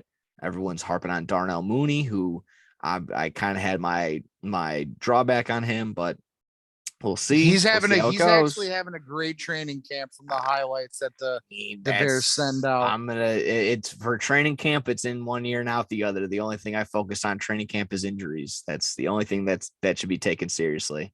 So I mean, that's I'll take it as is. I won't shit on him until I see him just completely shit the bed. So I like him until further notice, I guess is what I'm saying. Until then, like I said, don't trade him. This is completely just a negotiation tactic. I feel fucking pay him, because time and time again we've seen money just changes all minds, heals all wounds. So pay him, and pay him some more. There you go. Give him some guaranteed money. That's about it. Yeah, it really does. And you know what? I'm tired of this whole thing that I don't know. Khalil Mack getting moved. I understand it. I thought Robert Quinn would have been moved by now, which, the Bears say they're tearing it down, but they're leaving a guy like that on the roster and not getting something out of him after having a record breaking season last year, breaking Richard Dent's single season sack record. I think they'd want to bank and try and cash in on that. Rebuilds in football don't take 3, 4, 5 years like it does in baseball. Like we saw what happened with the Bengals in 1 year. You go out, you get or I guess 2 years technically, you get Joe Burrow. Next year he goes out and say, I want this motherfucker that I played with in college. Everyone, why didn't you take Sewell? Why didn't you take an offensive lineman? Look at it. They went out and they got a fucking weapon and they made the damn Super Bowl. Like turnarounds in the NFL you can argue with that with the San Francisco 49ers as well, going from Kaepernick to having like a 2-15 season or whatever, that 2-14. And then they had Nick Bosa come in, and then Jimmy Garoppolo drafting Deebo Samuel. And now that we're arguing and maybe thinking they can take over the NFC West. I mean, it's a possibility. They were right there last year. So yeah, you're exactly right. A rebuild in the NFL isn't a 10-year thing to fucking harp on. So yeah, exactly. You're exactly right. Yeah. So he's the best fucking player on the team. Definitely the best guy on offense. You can argue maybe, I don't know. He's the best. You can't argue shit. He's the best fucking player on the team right now. And if this team wants to compete down the fucking line, you keep guys like that. Yeah. You keep guys like Justin Field, Cole Kmet, Darnell Mooney, the fucking younger guys. Montgomery and running backs are weird. You could sort of flip and flop and fill whoever the fuck. Exactly. Yeah. I mean, you can Khalil Herbert, if you long as you train him right, you can maybe step in the exact same role. That'd be about my thing. Important positions like that, interior fucking linebacker, that's a key position in the sport. And I don't think the Bears are 3, 4, 5 years away from being a contender, especially if, I think it's going to happen, especially if, Justin Fields takes that next step forward this year and steps up his fucking game. They could be a year away from it. So don't let this guy walk. Don't trade him for a fucking first round pick, even though it'd be nice to have a first round pick for the first year. And it feels like forever since we wasted our last one on Mitch. But I'd rather have Roquan Smith on this team. Absolutely. Yeah. I think obviously we'll probably keep in touch. We'll keep a close eye on that. Hopefully that's settled within the week. I would hope within the next couple of days if it's so spicy right now. But other than that, if you had nothing else, we can focus on maybe your thoughts on the preview of the Lions Hard Knocks starting tonight. And I know you're not a big Hard Knocks guy, haven't really watched any sort of seasons, maybe caught some highlights on YouTube in the past couple of years. But Lions Hard Knocks premiering tonight. Dan Campbell probably going to be the front runner. I know he was tweeted out today, probably by Adam Schefter or whoever, probably just one of the Ian Rappaport or whatever the fuck. Just basically saying that the opening scene might be one of the most entertaining of all time, saying that one of the rookies doing their rookie talent show singing Billie Jean by Michael Jackson is what opens the episode. So I think they said it was very entertaining. They made the whole crew laugh, making everybody laugh. So maybe that just sets the tone for the episode. Maybe it sets the tone for the season. I don't know exactly how it's going to go. I know you're excited about Dan Campbell in general. He's going to be a character all season. I mean, just that on this series and just in the NFL season in general. Not expected a lot of wins from the Lions. Just a lot of heart, a lot of dedication, a lot of heart, a lot of fucking, I'm gonna bite your kneecaps off. That's what we want from the Lions this year. That's what Dan Campbell wants. But I think the camera and everything with the HBO crew, they'll make the most unentertaining fucking people on the planet. They made Carson Wentz pretty palatable last year during the mid-season Hard Knocks. So I think they'll do a phenomenal job with the characters, the cast of crew that they have on the Lions. So maybe just your thoughts on Hard Knocks. I'm always a big fan. I'm always looking forward to it, no matter really whoever the team is. Like I said, even remember when they did it on the Atlanta Falcons. That was a fucking bore, but who knows? Maybe this Lions team's going to be pretty cool. What are you thinking? Are you going to tune in? Yeah, like you said, I'm not the biggest Hard Knocks guy. I know I watched the original one with the fucking 2000 whatever Ravens. That was entertaining. But I mean, you had Ray Lewis, fucking Saragusa, rest in peace. Shannon Sharp. He had some characters on that team. You don't necessarily have that with the Lions in terms of players. but Dan Campbell's going to be fun to watch. And What, Amon-Ra St. Brown isn't as cool as Ray Lewis? yeah, okay. Tell me what's Amon-Ra's body count? Huh? Yeah, that's Probably what I thought. definitely less than Ray Lewis. Fucking big old 0. But no, it'll be cool to see a in division team, especially they'll be playing the Bears twice a week. Maybe get some insight on how they practice, how they prepare against the fucking Bears and the Packers, Vikings, other in division teams. But yeah, like you said, the main focus is going to be Dan Campbell because this dude is just a walking fucking He's gonna meme. Everything, soundbite after soundbite after soundbite from this guy for sure. I can't wait. Yeah, so I'm definitely gonna have to tune in to watch that dude fucking bite some knees off. Oh yeah, without a doubt. Yeah, and I would only hope that it's going to be obviously the preseason, so maybe only going to get like three or four episodes out of it, but I would think that hopefully towards the end, maybe the season finale, they tell us who we're going to get. If they do it again, the mid-season Hard Knocks, that was actually pretty entertaining last season. More entertaining than the preseason Hard Knocks that they did last year with the Cowboys. The mid-season Colts one was pretty awesome. Like I said, we got to watch the dominance of Jonathan Taylor the entire midway through the season. Like I said, Darius Leonard, formerly known as Darius Leonard, I suppose. Got to see him. His name is Shaquille now. Ah, okay, all right, Shaquille cool. fucking Leonard, yeah. All right, for sure. I guess the mother had the fucking in there. Anything, I mean, usually, like I said, anything with the Hard Knocks, anything with HBO, pretty decent. They do a solid production. I mean, I could even watch the soccer team if they did an HBO thing on them. I don't know about that. I know that's a stretch, but that's just me trying to tip my cap to the HBO guys. I'd like to see HBO do one on whatever Brittany Griner's basketball team was. Oh. Yeah, just see how they're doing without her now. Oh, and then they do one with her. It's actually bad because Diana Taurasi just had to take a season-ending injury. So yeah, that's gonna be. Don't do this. Don't be ignorant. Don't be ignorant. Diana Taurasi. Fucking owl. Don't be ignorant now. They should do a fucking season, or they should do a season of Hard Knocks, where half of the show is the WNBA team now without Brittany Griner, and the other half of the show is Brittany Griner balling on a bunch of Russians in some fucking in the gulag, dude. Welcome to the gulag. She's throwing rocks at people just like in Warzone, Oh, how far I would watch that. That'd be the most watched show ever, dude. Fuck Shameless, fuck Stranger Things, fuck Spider-Man, Peter Parkey, fucking Peter Parker, whatever his fucking name is. He doinked it off the upright.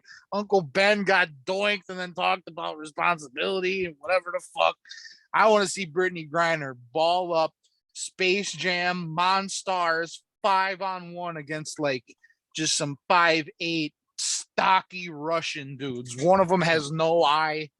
That would be a hell of a show. His name is fucking or something like that. It's just a fucking. It's not even a name. It's just a sound that I make when I shit.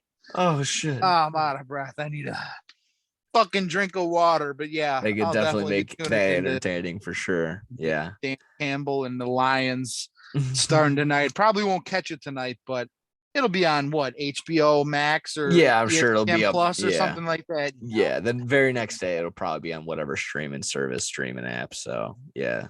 Definitely keep a look out on that. Hope maybe you get the premium channels, or maybe you just got HBO Max or whatever. Just take the time to just get it for free, like everyone usually does. They get their free monthly fucking subscription to it.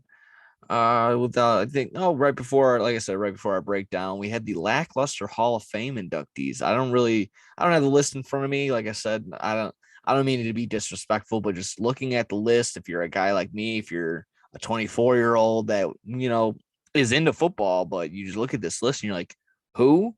I mean, like I said, Dick Vermeer, the coach. I think that was the only recognizable name for myself, but he might not have even been a coach. I think he was like an executive or some shit like that. I have no exact idea of what he did.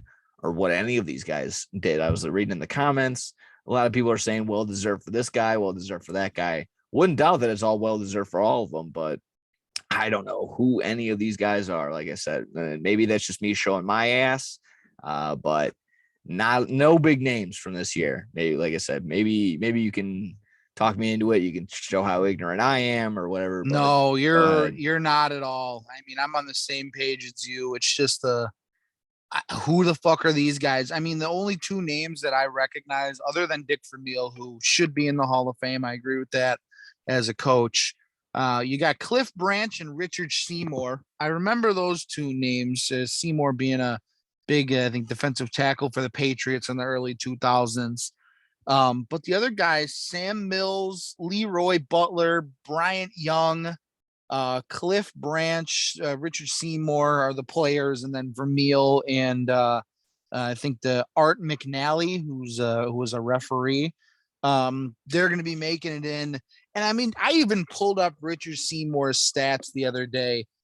He's the Hall of great, you know. He's not a Hall of Famer. He's a just Hall like of the very Hall of like good. pretty okay. Like, yeah, Yeah, okay, I get he's a Hall of very good, you know.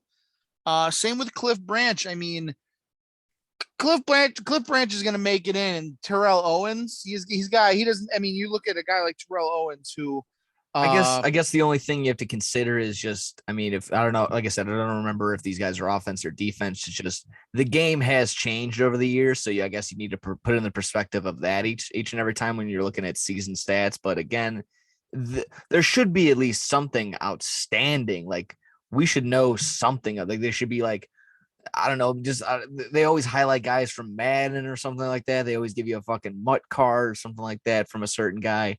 I don't recognize any of these names from nowhere. I guess that's probably what's bound to happen when they have this 5-year rule on somebody. But damn, this year fucking sucked. yeah. I mean, Terrell Owens just made it into the Hall of Fame with 153 touchdowns, 15,000 yards, 6-time Pro Bowler, and he just made it into the fucking Hall of Fame. And now you got this dude. Who, like you said, you and I have never even really fucking heard of making it into the Hall of Fame. I feel like I know they do it every year. They induct their guys. You don't always need 5 or 6 fucking guys into the class. Like if someone's not eligible, don't just pick these guys because you want to fill a class, because you want to have a ceremony at the end of the year. Like there are plenty of guys. Devin Hester. Zach Thomas. Oh, sorry. I had a little something in my throat. There are so many guys that have been eligible for years and years and years that aren't in the Hall of Fame, and you're just gonna put these guys over them. I mean,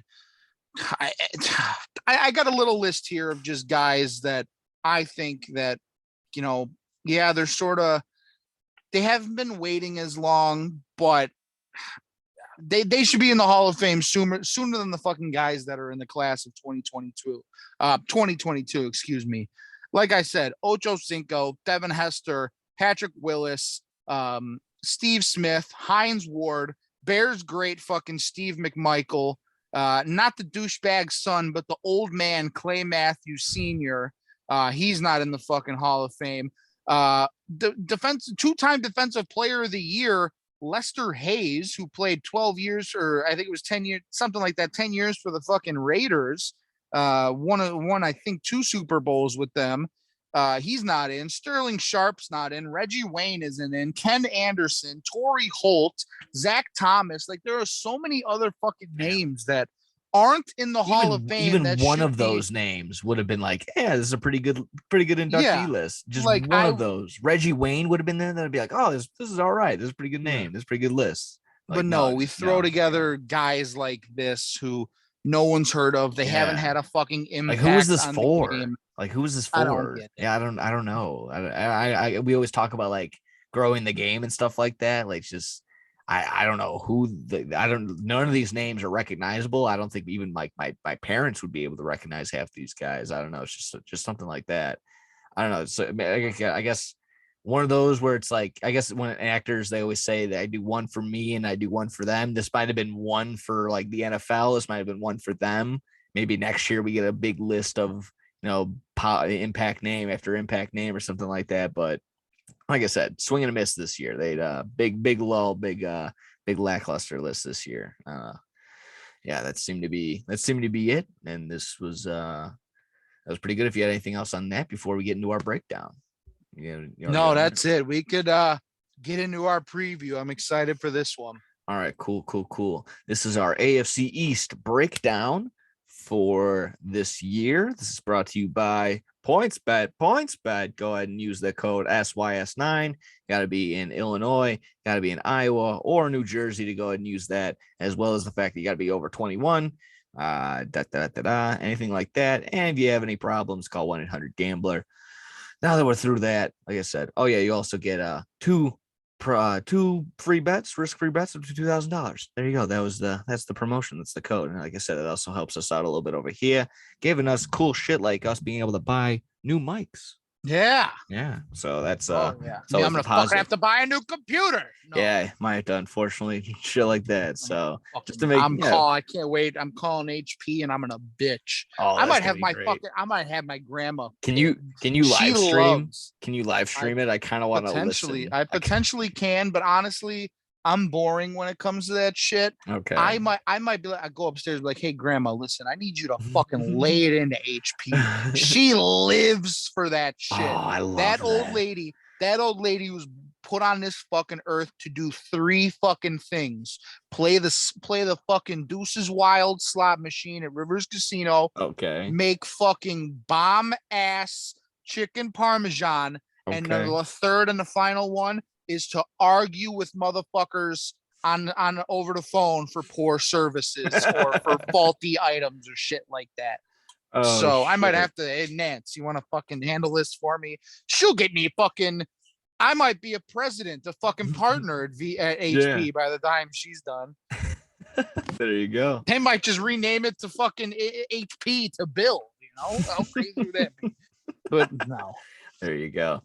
Well, yeah, without further ado, we can go ahead and get into our AFC East breakdown. Like I said, brought to you by PointsBet. I have, our usual, got our biggest questions of the year for each team. Like I said, AFC East is consistent of the Patriots, the Bills, the Dolphins, the Jets. Big news, obviously, the Bills are basically the front runner for just about everything in terms of, Super Bowl odds, Josh Allen for MVP odds, so on and so forth. Our usual largest ad drops, biggest questions of the years for this team, MVP odds, division winners, team totals, and our props, make or miss the playoffs, all the fun stuff. Like I said, if you want to join in on all that stuff, PointsBet, that's where it's at. That's where you can follow and tail all these picks. What team do you feel like starting off with? I know we can either start from the bottom or we can start from the top, maybe right in the middle. Let's start off with who I think will not only be the worst team in this division, but I think will come in dead last in the entire fucking league, the New York Jets. Ooh, okay. Let's start with them because I have absolutely no faith in this team. I don't care whose mom Zach Wilson is banging. I don't care if he's making one-handed fucking catches at practice and some fan on his fucking Galaxy S6 pixely ass camera got a video of it and put it on Twitter and got his 15 minutes of fame because, oh my God, he fucked the mom and then he caught the ball. He wears a headband. He's so much swag. The Jets are going all the way. That's exactly what they want you to think. I don't think this team will win a fucking game all year. Damn. I think they're god awful. I think CJ Uzoma is the most overrated tight end in the world. The only wide receiver they have on this fucking team that's any fucking good is Braxton Berrios, and he's only good when he's returning fucking punts. You heard me right. You don't like Elijah Moore? No, I think he's a fucking fruitcake. He's okay. He'll have 3 good fantasy games a year when fucking DeAndre Hopkins is fucking hurt with or Michael Thomas, his ankle's fucked up. You need to stick Elijah Moore in 1 week against the fucking, I don't know, the Seahawks. He'll score 86 yards and 2 touchdowns. Oh my God. No, I still think this team's going to be fucking god awful. Any coach, I don't know what their name of their little fucking soy boy douchebag coach is, but any coach who says they still think Joe Flacco is an elite quarterback, you're out of your mind. You're out of your mind. Their coach, that little dude, who whatever his name is, he came over from the fucking 49ers. He said the other day in an interview, he truly believes Joe Flacco can start and succeed as an elite quarterback in the NFL. You're delusional. You're a fucking clown, and you're the reason this team is going to win fucking maybe one game this year. I know you made that bet last year, Nick, for any team to not get a fucking win, and you got Jude out of it. Make the same bet this year, because I don't think the Jets are gonna win a fucking thing. Damn. All right. Yeah, I like that. That's Carl nice. Lawson's a hot. fucking bum. Fucking, they got no one. They got Solomon Thomas. He's a fucking tool bag. They got the one guy, the one Sauce Gardner. I guess he'll be fucking sort of fun to watch. Yeah. He doesn't even have a picture right now on fucking. He's probably holding out. He's probably not going to be in Madden, just like fucking Jeter wasn't in MLB. Fucking, I don't want to be in, just like Belichick. You're not fucking Belichick. Just because your coach in college was fucking Deion Sanders or whatever his fucking name is, doesn't mean you're some hot shot. You still got to prove yourself, and you're going to be getting torched by Stephon Diggs all fucking year, Mr. Saucy Pants. They're bums. They have no fucking team. Their best fucking player is Greg Zuerlein, if we're being fucking honest. So, no, I don't have any hope in this fucking team.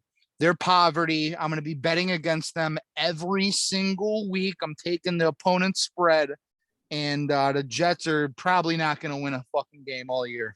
Yeah, no, that was a very solid breakdown. You went over just about everything that you got. Honestly, I mean, questions really high around them. Can they maintain that mini hype surrounding their draft, if you like that at all? I mean, you kind of just went over that. You don't think they're going to win a game at all, if not one. I see them taking their over unders at 5.5. I say 4 games, and they're kind of interchangeable of who they can beat or who they lose to. They get the Browns in week 2, considering that they're not going to have Deshaun Watson for sure for the first 6 weeks. I think they can maybe chuck that up as a win. But I mean, it is in Cleveland. But I mean, I do see where you're saying. You could argue that they could probably lose every single game this season. I don't feel the only other ones I gave them week 15 through 17. They get the Lions, the Jags, and the Seahawks. They get 2 of those games at home. I feel like they can probably win at least 2 or 3 of them. Yeah, they could probably beat the Jags or the Falcons at home. Yeah. Yeah. I mean, they're giving them the best. They're giving them They're giving them the favorites in both and 2 out of those 3 games that, like I said, at home. Not really much there. Like I said, I'll take the under on those. Let me see. Unders at -1 or -150 to hit the under at 5.5 games. Like I said, I see 4. Nothing, no real potential. They can maybe potentially play spoiler week 18 against the Dolphins, but the Dolphins are going to want to just get on them, pounce them, just completely obliterate them, because they're most likely going to be battling for a wild card spot. The Dolphins are. So, nothing really much, like you said. Their biggest ad may have been Greg Zuerlein. If you just don't think CJ Uzomah is all that crazy. Bilal Paul, one of the running backs from last year, maybe you had him on your fantasy team. He retired. Jamison Crowder also went to I think he went to the Bills or something like that. Yes, I have him on the ad list of the Bills. They get Quan Alexander, and then if you also want to consider some ads, their draft picks. But yeah, I don't see the hype. They were very much overhyped as soon as their draft happened. Then it kind of the water's kind of finding its place. Should not be betting on their over on wins. It's going to be a very struggling Jets team. Let me see. I think they're plus 2,000 to win their division or something like that. Something crazy. Yeah, I can check on that. The only prop I have, and I don't believe in it at all, it would just be something fun to just click in, check in week in and week out, something to root for. It's Zach Wilson to throw 5 touchdowns in any regular season game plus 350. He only threw 9 touchdowns last season. So like I said, I have little to no faith that this will actually happen. But if you really just want to roll the dice, if you're a true fucking degenerate and you're like, at least I got this possibly happening this week. You got 17 possible games for this to click. Plus 350, Zach Wilson to have 5 regular season passing touchdowns in a game, or excuse me, 5 passing touchdowns in a regular season game this year. Other than that, I mean, for them to make the playoffs plus 600, not looking good. To win the division plus 2,000. Zach Wilson to win the MVP plus 8,000. There's really nothing good for the Jets. And with that in mind, we can just go on to the next team if we want. Yeah, I mean I actually had one bet and then one other little piece of news I forgot to mention. Their star left tackle Mekhi Becton actually got injured at practice, I think yesterday, and he's out for the season. So you lose your starting left tackle, your big pass protector. That big guy, he's like fucking 7'8", 400 pounds, something like that. He's humongous. Shit. No, he's not that big, but he's huge. And that's your best offensive lineman. You lose him for the season. That's not good. Yeah, gonna be wary on anybody trying to take. I see Breece Hall being chosen a little high in fantasy wise, so maybe be a little skeptical on that. I suppose now hearing that news. Yeah, I don't have any faith in Zach Wilson. I think he's trash. And the one bet that I love this season, looking at the rival sports book right now, FanDuel has the over under at 5.5. The under on wins 5.5 plus 135. Wow. I'm hammering that. Hammering plus that. Money on definitely. Yeah. Hammering under 4.5. I don't think they're gonna win a division game all year. No. And then like you said, it's gonna be a struggle to win games against the Seahawks, Falcons. Yeah, it's a guarantee. Whatever other team you mentioned there. Yeah, like those are tough. Yeah, it's a guarantee they'll lose the 4 to the Dolphins and the Bills for sure. You could argue to me that they can maybe sneak a win against the Patriots, but I can completely tell me they're gonna lose every single game of the division. I wouldn't bat an eye. I wouldn't argue with that. I wouldn't want to die on that hill. Without further ado, we can go on to the next team that we want to look at. Like I said, Patriots, Bills, Dolphins. Who we want? Yeah, I'll let you pick this one. You know what? Let's dive in. Let's dive in on the Dolphins. I think we kind of dipped in on the Dolphins a little bit. I kind of made mention to them maybe sneaking in on the wild card spot, maybe my expectations right there for them. Simply put, I mean, just how well will Tyreek adapt? Will Tua be fantasy relevant? What's their running back situation? They just added a bunch of people. Yeah, Chase Edmonds, Sony Michel. They still got still got what was now that I'm looking at the name, I can't remember the other guy, whatever, not important. They have a ton of people in the running back position. And again, another name I just accidentally brought up. What are you going to do with Mike Gesicki? They kind of franchise tagged him. They add OJ Howard. Maybe they try and trade him. Maybe that's something that happens along down the line. We'll see how that goes. But yeah, I mean, other than Tyreek Hill obviously being the big, huge, humongous ad, that was obviously the big front runner. They had Mohamed Sanu. They had linebacker Melvin Ingram III, Sony Michel, Chase Edmonds, and backup quarterback who, you know what, if Tua doesn't come up to expectations, don't be surprised if Teddy Bridgewater shows up midway through the season and takes the rest of the way out. Teddy Bridgewater is going to be the backup for the Dolphins. I like that. I love that for Teddy Bridgewater, who's been severely underrated. I know he's nothing crazy. He's nothing to write home to mom about. Like, oh, we got Teddy Bridgewater, but like if you're sitting there and he's your backup, that's a solid spot. For sitting here as a Bears fan, we don't even know if we have a for sure number one. As much as we love Fields, it's still up in the air. Teddy Bridgewater's kind of pretty decent right there. The only thing that they did drop wise was trading Devontae Parker to the Patriots, which maybe they can transition later talking about the Patriots, but still looking pretty good on them. Maybe just your opening thoughts. I like the Dolphins a lot this year, like I said, but what are your opening thoughts on them? They, like you said, they have a lot of weapons on the offensive side of the ball. It almost it does scare me fantasy wise. Like I can't trust any of these running backs, especially to start off the season. Receivers, obviously, Waddle, Hill, they're still going to be go-to guys, but you bring in Cedric Wilson Jr., who he's had a couple, decent shining moments with the Cowboys over the years, alongside Mike Gesicki, tight end, and Bear great Adam Shaheen, who he went there and apparently just learned how to play football with the Dolphins last year. They got a lot. They got a lot of weapons on the offensive side of the ball. Slavin Ahmed, Chase Edmonds, Miles Gaskin, Sony Michel, Miles Raheem Gaskin, Mostert. that's the name. Yeah, Miles Gaskin, Raheem Mostert. That's five very good running backs right there. Obviously all speed. That's all. Exactly. That's so much speed right there. I mean, just thinking about it, like Chase Edmonds might be your number one going in, and he's going to be your pass catching running back. He's probably going to get at least like 6 or 7 touches. He's never had a game more than like 13 rushing attempts, more than I don't think more than once. I think he's only done that one time. But he might be your number one. Sony Michel probably going to be your third down back, probably going to be your goal line back, and then you would think maybe Miles Gaskin's just the complete third guy right there. And then you have Raheem Mostert. What do you do with him? There's just so many questions up in the air. That's where my head is at right now in terms of who gets what. But I mean, yeah, that's where that is.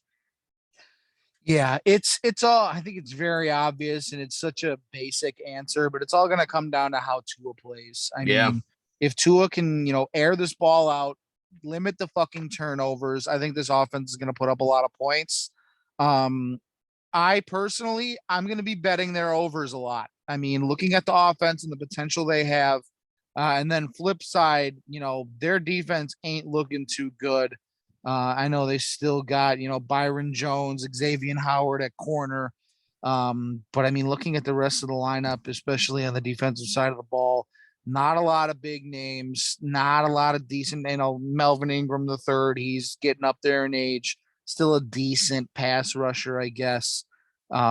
Christian Wilkins, I mean, he's another guy who's just a soundbite machine. That dude's a funny guy to, whenever the Dolphins or someone playing the Dolphins is mic'd up, I always look forward to hearing and seeing Christian Wilkins because he's a funny fucking dude. But defensive side of the ball, don't have a whole lot of faith in him. So I'll be betting a lot of overs this year, and it's all going to come down to Tua. And if I don't have faith in him, I honestly, let's be honest. I mean, Tyreek Hill came out a couple weeks ago and said Tua was more accurate than Patrick Mahomes. That's bullshit. Yeah. I get he has to say it, but you could also just not say anything, I guess. But yeah, I'm not buying into the hype. I think they can be a good team. They can put up some points. Their defense, I think, can lose them some games as well, especially with Tua not being the most consistent. Like if this was a team with Herbert or Mahomes or Burrow leading the team, I think this could be a fucking top team in football. I just don't think Tua has what it takes to lead this team.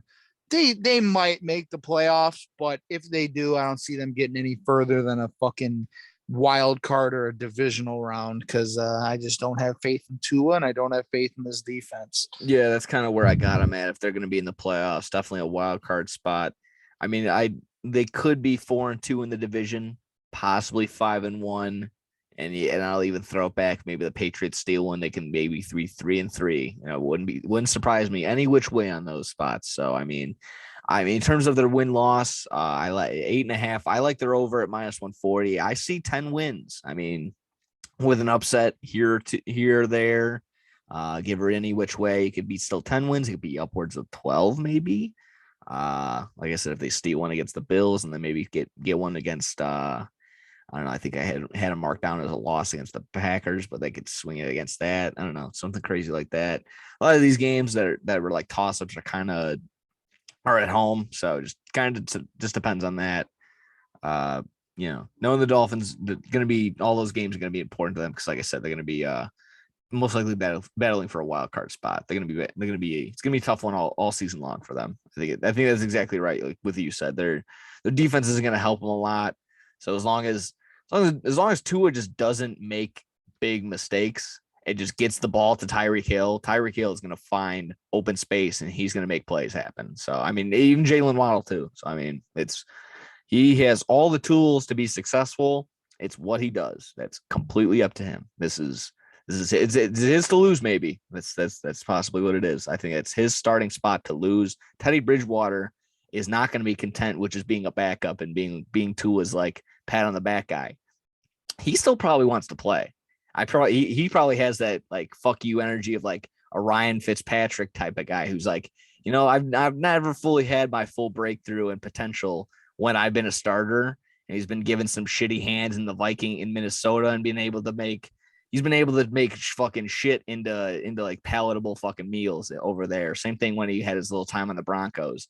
If he has a starting position and it's Teddy Bridgewater with Tyreek Hill on one side and Jalen Waddle on the other side, I like that a little bit more than with Tua. I trust that a little bit better than with Tua there. So, I mean, he might have a better arm or whatever, more accurate. I like Teddy Bridgewater, who's proven he's kind of been there in certain spots. So maybe that's a toss up. I guess I won't be completely surprised halfway through the season we see Teddy Bridgewater getting the start. So that's just me. Yeah, a very short leash for Tua. Yeah, I think so. I think that's exactly right. In terms of props, I have one right here. Maybe two. Yeah, I got two. Hill or Waddle to have over 1,249.5 receiving yards at plus 170. So either one or the other. Just either has to be Tyreek Hill or Jalen Waddle. Maybe, like I said, you're banking on probably both of them being healthy. If one goes down, you still got that or right there that allows you to get both. So plus 170 on that. The other one I have, I'm not completely in love with because, like I said, what I just said, Chase Edmonds might be the number one guy getting the bulk of the touches, might be getting the bulk of the receiving touches, might not be getting the goal line touches. So Tyreek Hill over 9.5 receiving touchdowns and Chase Edmonds over 7.5 rushing touchdowns. That's at plus 330. Chase Edmonds is the guy. This is a good bet. However, I can see completely that this might be a donation. So I'm bringing it to the light. But like I said, I'm not as confident in that one as I would be in the Tyreek Hill, Jalen Waddle one. I think it's my analysis on the Dolphins. Otherwise, to make or miss the playoffs on the PointsBet app, plus 145, yes, to make the playoffs. I like that. Obviously, like I said, if they're gonna sneak in and make a wild card spot, plus 145, you're gonna get a nice little deal right there. Anything else on that? I have one prop on the team here. Looking at Jalen Waddle, I'm going to take his over on receiving yards, set at 925.5. Looking at last season, 16 games, 1,015 yards on 104 receptions. I know he didn't have a Tyreek Hill on the team. He's going to be taking targets away. But I think this is going to be a pass first, pass heavy team. And especially he missed a game last year with injuries. So, Tyreek Hill, I feel like every year Tyreek Hill misses a couple games due to some freak little injury. It's usually like an ankle or a toe, or like back or something. Or like a soft tissue injury. I feel like he's always pulling his hammy or pulling his quad or something like that. So with Jalen Waddle going out, I think Jalen Waddle might be one of the best route runners in football, up there with Justin Jefferson, Keenan Allen, as one of the best, and only in 1 year of watching him last year. I think over 925 yards receiving this year is going to be an absolute lock. I think that's that's great. I think it's disrespectful that it's 925. I get it. I get Tyreek Hill's coming in. He's going to be getting some targets, but I still think Jalen Waddle over 925. Minus 112 here is a lock-a-rooney. Yeah, that's pretty solid. Do you know what he had last year off the top of your head, maybe? Yeah, 1,015 yards. There you go. I mean, like you said, he might not be with the thinking of he's always going to get targets taken away from. They just got rid of Devontae Parker I mean, it's not like and I mean, you know, we've seen how many the fucking target share is going to be the sophomore exact same. I'm Yeah. sorry. How yeah, many go ahead. sophomore wide receivers just absolutely blow up in their second year? CeeDee Yeah. Lamb, Justin Jefferson. I expect the same out of Jamar Chase. Oh yeah. And I expect Jalen Waddle too. I think he's going to have an amazing year. Without a doubt. I think he might not be number one on the depth chart, but I think he has a chance to be the number one go-to, target on the team as far as like receptions and targets. Like, I don't we've think that's talked about it. think. Everyone mentions it all the time. Tyreek Hill changes defenses. So if they're going to move two people on him, that means Jalen Waddle's in one-on-one coverage, or he might just be wide the fuck open just on accident. So this might be a good fucking solid bet to lock in on. So I mean, I like that a lot. You said 925.5. Yep, over 925.5. Oh man, I'm salivating at that one. That's really good. That's awesome. Let's see. Do we want to talk about the Bills or the Patriots? What are you feeling? Let's talk a little Patriots. Let's talk Patriots Bill Belichick and the boys. All right, little Patriots guy. You know what? I might start off with my bold statement on the Patriots. Go for it. They had their, nothing too crazy on ad drops. Re-signing James White. They had Ty Montgomery, who they have him listed as a wide receiver now. So we'll see if he changes his role from running back to wide receiver. He gets Devontae Parker. They trade away Jared Stidham. They get rid of Kyle Van Noy, trade away Shaq Mason, and they trade away N'Keal Harry as well. My bold statement here: they might come in last in the division, possibly tied for last. I'll maybe just be a little pussy weight out on that one, but without a doubt, they could completely fall off the cliff. This might be the most non-competitive Patriots team we've seen in 20 years. I mean, without a doubt. I'm not going to be. I know Bill Belichick will be there. Obviously, he's going to be out coaching a lot of people, which is why I have one of the props that I do. But like I said, in terms of talent, in terms of talent within the division, in terms of who they're going to face up against, it's the highest, it's the worst it's ever been for the Patriots. So I don't know. Will Mac Jones progress? Will he be a progression? Will he be a huge progression? I don't know. I think he might just still be the bus driver of this team. They're just going to be the guy that hands the ball off to Ramondre Stevenson or Damian Harris, whoever seems to be the starting guy. I don't know. Like I said, it's possibly been the lowest rated in terms of expectations for just in terms of everything on this Patriots team. I have no faith in them. I still see them a little bit better than the Jets. I could see how that happens, but in terms of the other teams that they're going to be facing, this might be a huge opportunity for other teams to go get the knife or go get the whatever it is that's going to kill this monster that once was the big, bad, almighty, furious Patriots. And this is going to be the year that a lot of people are going to be like, oh, is Bill Belichick done? Is this the one? And what? So we're probably going to be hearing a lot of that. I don't know. Again, this might be just me talking out of my ass. I don't think this Patriots team is going to be worth anything. I don't know. They might figure out a couple things here and there. They have some winnable games for sure, but I would have no faith in this team. I'm not saying winless. I see 6 winnable games, not as bad as the Jets, but like I said, I wouldn't be so completely surprised if this team completely falls off the cliff, and it's just terrible. Yeah. I definitely agree with you. Speaking of that big shiny knife that someone needs to finally, stick through Bill Belichick's heart, I think it's going to be Josh Allen this year, and it's not going to be a big shiny knife.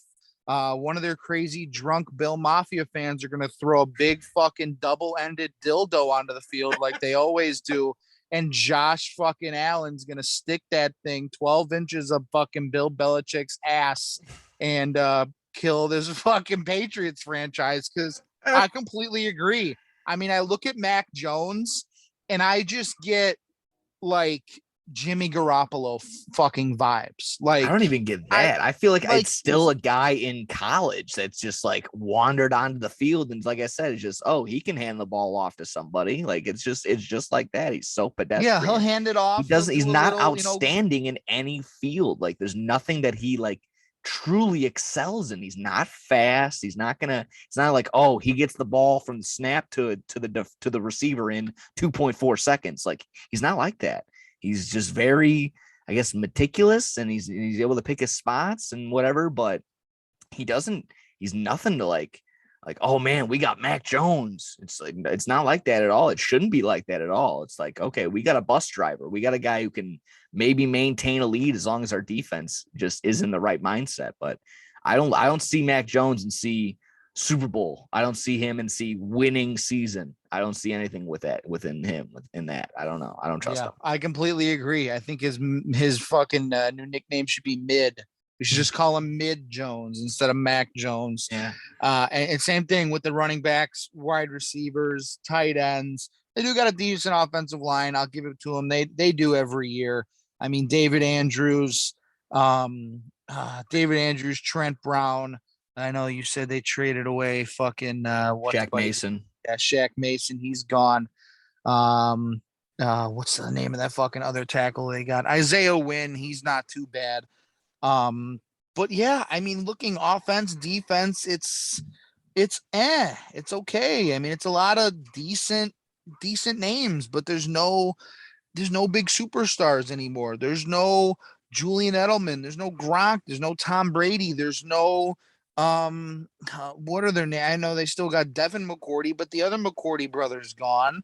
They don't Jason. got, Jason McCourty. Yeah, they don't got the big name edge rushers. They don't really got anything. So I agree with you. I think they can finish third or fourth in this division. And, maybe, I don't know what the line is set at, but 7, 8 wins. It's set at 8.5. On points, but we got 8.5. I'm taking the under. I see, like I said, maybe 6 wins. You can possibly, and even if you split between the Dolphins series and maybe sneaking one against the Vikings or the Cardinals, I got on my list.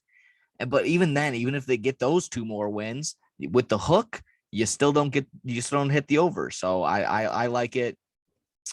It just, again, since like I'm giving the benefit of the doubt of the matchups, but as of now, the Patriots, to me, just, I don't know, they're not going to be exceeding expectations. I mean, like, the Jets can sneak one against them.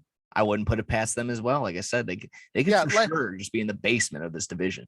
Like you said earlier, Bill Belichick will win a game or 2 by himself. Oh yeah, maybe he's gonna out maybe a game whoever, against a rookie quarterback. If I don't know if they play the Patriots and Kenny Pickett's starting, or someone like that, where another sort of mid team, maybe a younger team like him, or like the Patriots, they'll just sort of win it because Bill Belichick is Bill Belichick. Or I don't know, they play. They got the Lions at home. They got the Browns the next week. They play the Bears. They play the Jets twice, obviously. But I'm not going to compare the 2 seasons, but I'll compare the games. I don't think they'll beat the Bills this year, but I mean, look at the Bills Patriots game last year where Mac Jones threw the ball twice. Like, they might just win a game 6-0 like that this year. Maybe that Lions game at Foxborough, I don't know what week it is, but maybe there's a fucking torrential blizzard and there's 18 feet of snow, and Bill Belichick is like, snow in October. No, exactly. I didn't know what week it was. I know. I'm saying a game like that where it's just an ugly game, and Bill Belichick's just like, okay, I'll take 3 yards, 2 yards, and we'll just punt it, and it'll be a field position game, and Nick Folk's gonna win this one 9-3, with 3 20-yard field goals or something like that. So yeah, I agree. They'll get a win or 2, maybe, just because Bill Belichick's who he is. But I don't believe in the rest of this fucking team. No, they're looking terrible. I mean, like I said, the only guy they re-signed Jacoby Myers. N'Keal Harry was their other guy, but they traded him to the Bears, and he's hurt right now. Yeah, he's gonna be hurt for a bit. At least he's not, guy. He didn't get arrested like the fucking potato chip guy. Yeah, exactly. You can't really get it if you think the complete opposite. You can still get some value in him in the Patriots to make the playoffs at +140, but I would go with no at -170 if you're somehow able to make a parlay out of that. That's going to drop fair for the White Sox. The only prop I believe I had on them, I'm looking at it right now. Oh, I got 2. Patriots to register a shutout in any regular season game. Like I said, they play the Jets twice. They play the Browns. They play the Lions. plus 425 for them to register a shutout somewhere during the regular season. It's possible. I think they've done it. I think they did it twice last season. They did it for sure, maybe at least once. Yeah, I think they did twice. Yeah. Yeah. So I mean, and then I mean, I like that one again. Get some pretty decent money for plus 425. I like that.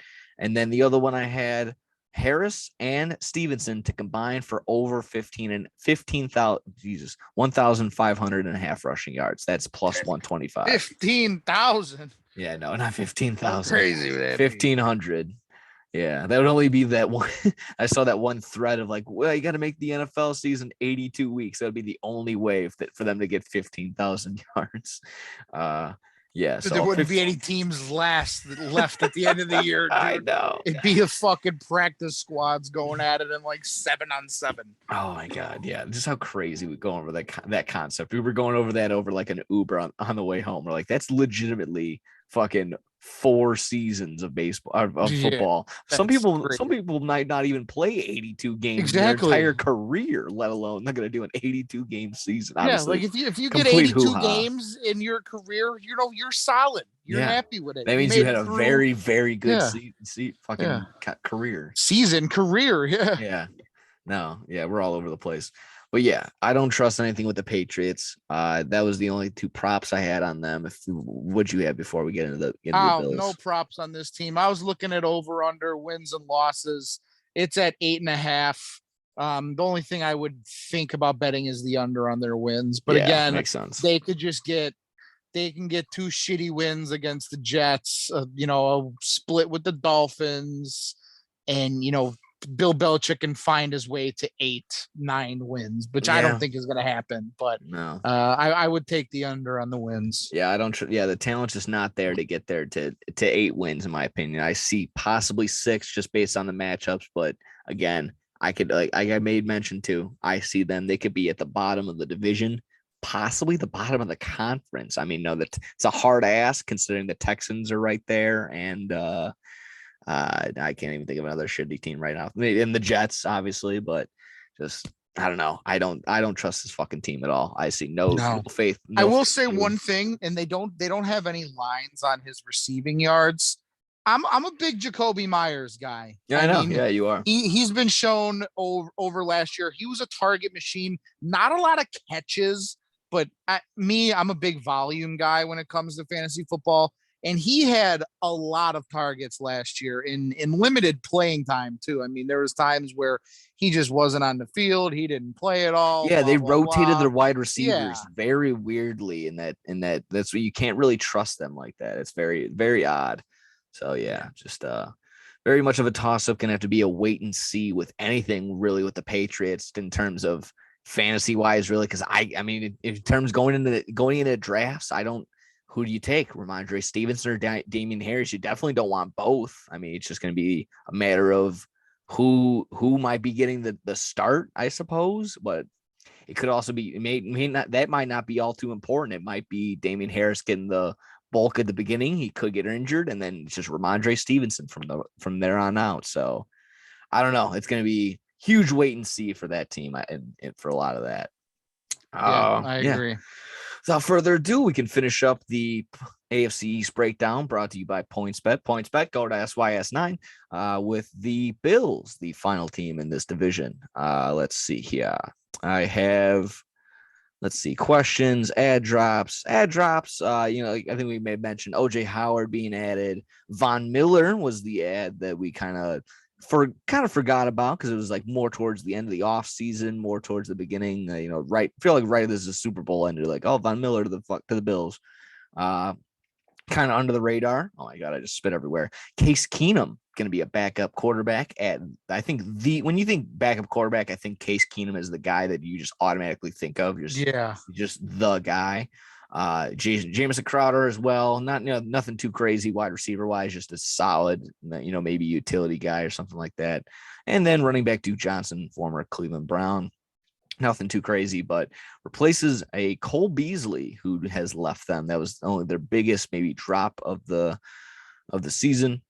My questions for them, really just maybe the big headlines that are going to be surrounding them, is how many times when they're in like a main and like a Fox game of the night or whatever, NBC Sunday Night Football. How many times are they going to make mention to the 13 seconds left of the AFC Championship? Every fucking game. Yeah. I mean, that's just a guarantee. But just it's gonna be nonstop. That's gonna be bothering them all year long, which is gonna be the reason probably why, and everyone's banking on them to win the Super Bowl. So I mean, there it is. Super Bowl champs is question mark. Where are they gonna live up to that? And as Josh Allen, he is the front runner for the MVP. Will he live up to that expectation as well? And you think he threw for like 4,400 yards last season. He threw like 36 touchdowns, 15 picks. Can he get those? If he gets those pick numbers down, if he has like a Aaron Rodgers-esque season where he only throws like 5 interceptions, which is just beyond crazy, and has like 45 touchdowns, I think that MVP is a lock. And then you add on top of that the yardage and him running the ball. This can be in terms of, I don't play this fantasy type league, but if I had a 2 quarterback league and we redrafted every year, I think Josh Allen would be number 1. Just something crazy like that. I think he's going to go absolutely insane. And then everyone around him is going to be beneficial. So, I mean, pick up everybody that isn't a running back, pick up Stephon Diggs, pick up Gabriel Davis, Isaiah McKenzie. This is going to be a fun. Oh, and Dawson Knox might even have a phenomenal year as well. So the offense is going to be there. The defense is going to shut everything down. I think they're favored in every single game. I'm going to take the over on their wins. I'm not going to lock in Super Bowl wins. I never do that. I never lock in like MVP odds, but they're both the favorites right there. What do you think on the Bills? I'm loving it. I'm loving the Bills. I'm all in on them. I mean, it's front runners by far in this division, and I mean in the fucking AFC too. Yeah, AFC is very top heavy this year. There are some fucking good teams, a lot of fucking contenders, but the Bills are definitely number 1 on my list. Yeah, it's going to be tough to stop them. I mean, no Cole Beasley. It doesn't matter. Gabriel Davis and Isaiah McKenzie, they'll more than pick up this. They'll pick up the load. Yeah. Which one was it that went off last year in the I fucking think that playoffs? was I think McKenzie had that 4 touchdown game. But I mean, Gabriel Davis can. If you told me that you're like, I'm looking into my crystal ball, Gabriel Davis is going to have at least a game, if not 2, where he catches 7 balls for 150 yards and has 3 touchdowns. If you told me that, I wouldn't yell at you. I wouldn't be like, oh, that's the most ridiculous thing I've ever heard. No, I would be like, yeah, I get you. Cause it's maybe not be him being so talented as it is Josh Allen just getting the ball exactly where it needs to be. So, I mean, yeah. And I mean, shout out to Gabriel. He's not the worst. Gabriel Davis is a very talented wide receiver, but it's going to be Josh Allen's world for sure. And Stephon Diggs, oh boy, Stephon Diggs is going to have a phenomenal season. I feel. I mean, it's going to be great. It's going to be so much fun to watch this team every single week. Their first 7 games are rough. I mean, they get the Rams, they get the Ravens, they get the Steelers are in there too. The Chiefs are in there. The Packers are in there, and I think they get the Dolphins in those like weeks. One of those 7 weeks. Boy, I mean, it's a rough start. They get a very good, better half at the end, but I mean, they can still hit their over pretty easily as long as they split that open. Oh my goodness. As long as they just split that opening 7 games. If they're like 4-3 or 3-4, that's still looking really good because the rest of their season out is just win after win after win. This is going to be a fun team to watch. Yeah. I spend a little bit of, not a lot of time, but I go on a TikTokage over there, the Chinese spying app, some people like to call it. And there's this dude I follow who goes around and he goes to all these different teams, training camps, spring trainings, preseason games, and everything. And he interviews fans, and he does a bunch of stuff. It's a cool little channel. I forgot his name, but he goes and he asks everybody the same team or the same thing: who's overrated, who's underrated in the league, not just with their teams. Like, who do you think's overrated, who's underrated, and who do you like this year to win it all? I think those are the 3 questions he asks everybody. I don't know how many fucking times someone has said Josh Allen is the most overrated. I don't see it.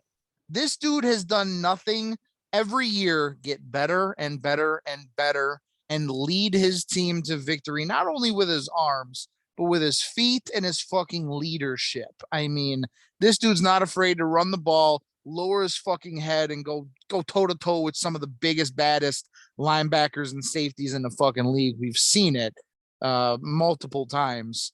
I mean, that's an outrageous statement considering they were like a 3-4 win team. They like their rookie season. He's not great by any means. They probably go at like, 7 or 8 wins or something like that. But like you said, to just get better each year to the point where now they're the odds-on favorite to be the Super Bowl champions. They were 13 seconds away from a Super Bowl last year.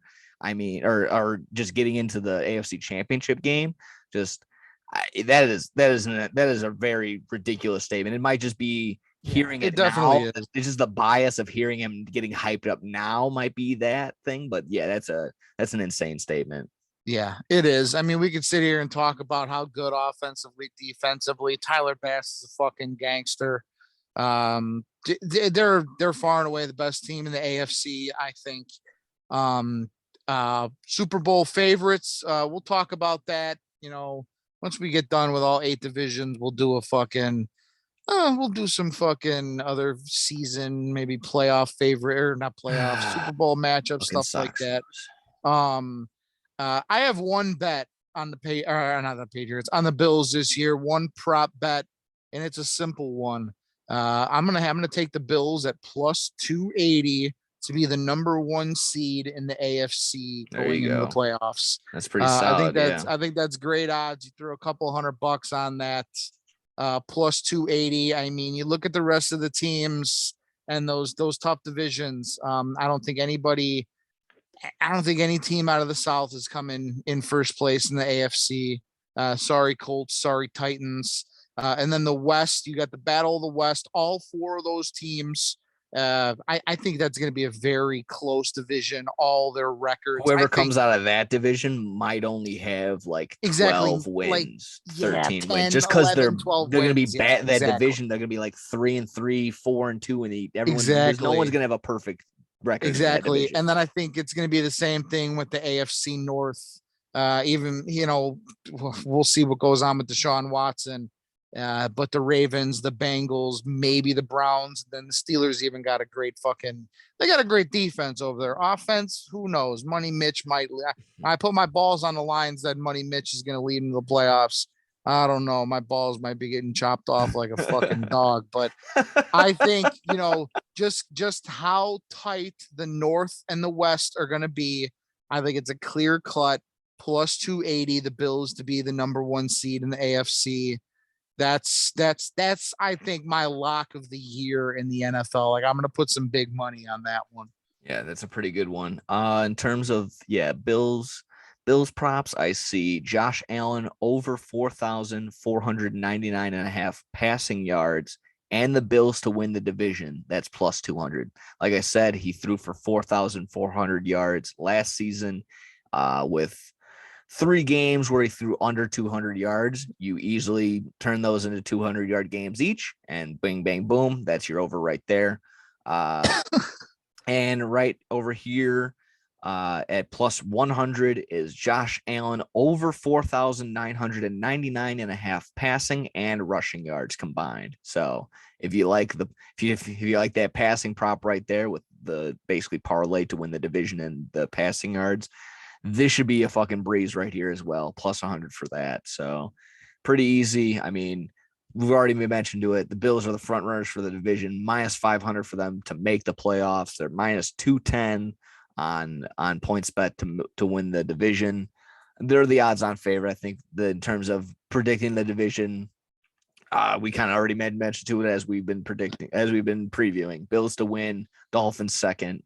And then just a battle for the basement in terms of Jets, Patriots. You've got the Patriots probably at third, Jets fourth. I'll, just for the sake of, switching up a little bit, being a little contradictory, I'll say Jets third, Patriots last in the division. You have anything more on AFC's breakdown? Just on the Bills, week 6, 325. We got Bills Chiefs live from That is Buffalo on CBS. Yeah, that's going to be an amazing game. Tony Romo calling the game. That's gonna be Yes, so much fun. I'm taking the Bills by a touchdown in that one. Damn. Right now, Fuck. the Bills are favored by a point. It's a pick 'em in Kansas City. I think the Bills get their fucking revenge from the playoffs, win it by a minus. I was about to say plus -6.5 for the Bills in that one. Do a little reverse line. Oh, you probably get some Yes. spend. You probably get a nice little chunk of change on that one. Nice odds. That's my bet. All righty. That was the AFC's breakdown brought to you by PointsBet. PointsBet, that code's SYS9. You already heard us earlier. It helps us out. Get yourself a bet. Get yourself some free bets. It helps us out over here as well. All the fun stuff. Illinois, Iowa, New Jersey. Got to be 21. All the fun stuff. You got any problems, call 800-GAMBLER. Don't want to be left out in the rain like that. We can go ahead and spin this wheel, and we can figure out who we're going to break down next week. We are down to the NFC North, the AFC North, the AFC West, and the AFC South. Some very solid divisions left. So without further ado, you can go ahead and spin that wheel. Spin her up. What do you want? And within the next 3 seconds, who do you want? Not the Bears. Not the Bears right now. We are getting the Bears. The NFC North is what we're talking about next week. I'm not even trying to fuck with you. I'm trying to hopefully. Damn. Yeah, okay. There we'll talk about how NFC North, baby. How fucking Aaron Rodgers owns us. Great. Yep. We are gonna talk Bears, Bears, Packers, Bears, Vikings, Bears, Lions, Bears, everything in between. Oh man, and you know what? Honestly, that'd be a little bit fun considering we'll probably get episode 1 of Hard Knocks under our belt. We'll see that. We'll maybe see some deep dive in. We already know ayahuasca, Aaron Rodgers, the pillhead, fucking won't get any backlash from that. So yeah, we won't get anything from that. And then the Vikings, boy, they're just boring. They're there. Delvin Cook's still a monster with that little device that they're going to put on his shoulder and let him hit people with. So that's going to be fun. NFC North. Can't wait. That's going to be great. Let's see here. We got, a nice little show here. Nice little decent. We usually wrap it up with wrestling, but honestly, like, there's nothing too much to dive in on wrestling. If you like, sorry, I don't mean to transition. You got anything else NFL wise? Nothing else? No, that's it. I know one little thing that just came out. We'll probably, like we always do, get more news as soon as we hit fucking the stop button. Roger Goodell is saying that according to what Deshaun Watson did, he deserves a year-long suspension. Okay. So yeah, that's I know he's sort of staying out of it. They got an arbitrator coming in, third party handling all this. And Goodell's not really involved in it. I don't think he wants his name smeared with all this bullshit. But he says, according to him and all the evidence we've gotten, that he thinks Deshaun Watson should have deserved a year, which I think that's who knows. I think that's a little fucking much, but who knows? That's just Goodell throwing one of the top quarterbacks just straight under the bus. Yeah, absolutely. I don't know. That's just fucked either which way. Just obviously, yeah. We'll still hear more as the time passes by. I don't want. Yeah, I'm kind of in the same boat as you. Don't want to dive in too much onto it, just because. As soon as we open our mouths about it, a ton of more news is going to come out. A whole new story is going to come out. Everything's going to change, and we're going to be like, "Well, that whole episode was all for nothing." So, like I said, we'll wait till the dust settles, I suppose, to get all our final opinions. As soon as all the facts are there, that's when we should probably dive in on that. Till further notice, we'll probably just step back on that. Oh, sorry. Go ahead. Go ahead. Something football. Yes, two things. They denied Kareem Hunt of his trade, and they just saw that Marshawn Lynch got a DUI as we were recording. I seen that too. That was good. What I was gonna say. Don't drink and drive, kids. You might spill. Absolutely, or you might hit somebody going 90. Going you might fucking drive into the back of a fucking dumpster or the back of a dump truck. No, actually, he got hit by the car. What am I saying? Was Henry Ruggs drunk? Did they say no, that? Henry Was Ruggs he just was being a jag off? plastered. Okay, so Yeah, he was like 20% of his body was alcohol, I think they said. Oh, yeah, something like that. holy shit. I don't know. Let's see. Was that on NFL? Was that on football? Yeah, that's Alrighty. it. I'll be very, very quick with wrestling just because we're right there. We kind of need to wrap it up a little bit. I kind of made mention to it right in the beginning. CM Punk might not be cleared for All Out. It's going to be a bummer. I can only hope that they're especially gonna, being in Chicago too. Yeah, being in Chicago, hopefully maybe just comes out for a hey hoorah. This is when I'll be back for sure. It's not completely, out of it, but I think a lot of people are not very optimistic that he'll be back for All Out. It's a huge bummer, huge, just bad news. But a lot of people, their comments are right. It's not like Chicago won't get another pay-per-view anytime soon. So we'll see CM Punk in person sometime soon. I just hope that, just for the sake of him and just his hype, you want to get him out there as soon as you want. He still has this inaugural AEW championship thing to get to have. And so Jesus. See. I just seen fucking, I'm gonna send you it on Instagram right now. Fucking Marshawn Lynch's mugshot. He was fucked up. I know the fucking headline was suspicion of DUI. There's nothing suspicious about that. He was hammered. Look at his fucking eyeball. He can't even keep it open. Looks like fucking that one guy with the lazy eye. I love lazy eyes. Yeah, you do. Oh shit. Yeah, so that was CM Punk news. Like I said, nice meeting him. Very, very unfortunate to hear that news, if anything. Hey, you know what? Yeah. If we don't get him at All Out in a couple of weeks live at the Now Arena, Hoffman Estates, Degenerates there, you know what? I'll take Kenny Omega. Yeah, that'd be pretty solid. Yeah, Kenny Omega run. Where the fuck is he at? Or MJF coming back? I don't know. Yes, fucking pay hope. MJF. Yes, pay him. Cut fucking Claudio. No.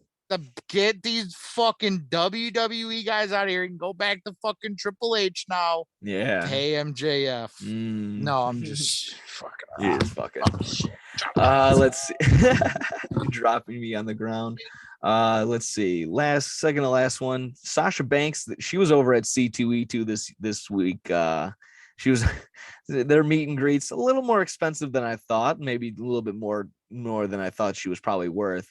I don't know off the top of my head, probably upwards of like $200, but a lot of pictures have been surfacing online of fans being with Sasha, but damn near like 5 feet away from her. I just thought it was really funny. And it is in the description. It's up to the talent. It's up to the person who's signing all the autographs of terms of what they want, if they want physical contact or not, or nothing, how far of a distance they want. But honestly, it's very comical how far away these guys had to be from Sasha Banks. I don't know if you saw any pictures, but no, I haven't. I don't have any on hand to show you or to show to anybody, but definitely take a look on Twitter. Right now. I've seen a bunch on Facebook. They're so funny.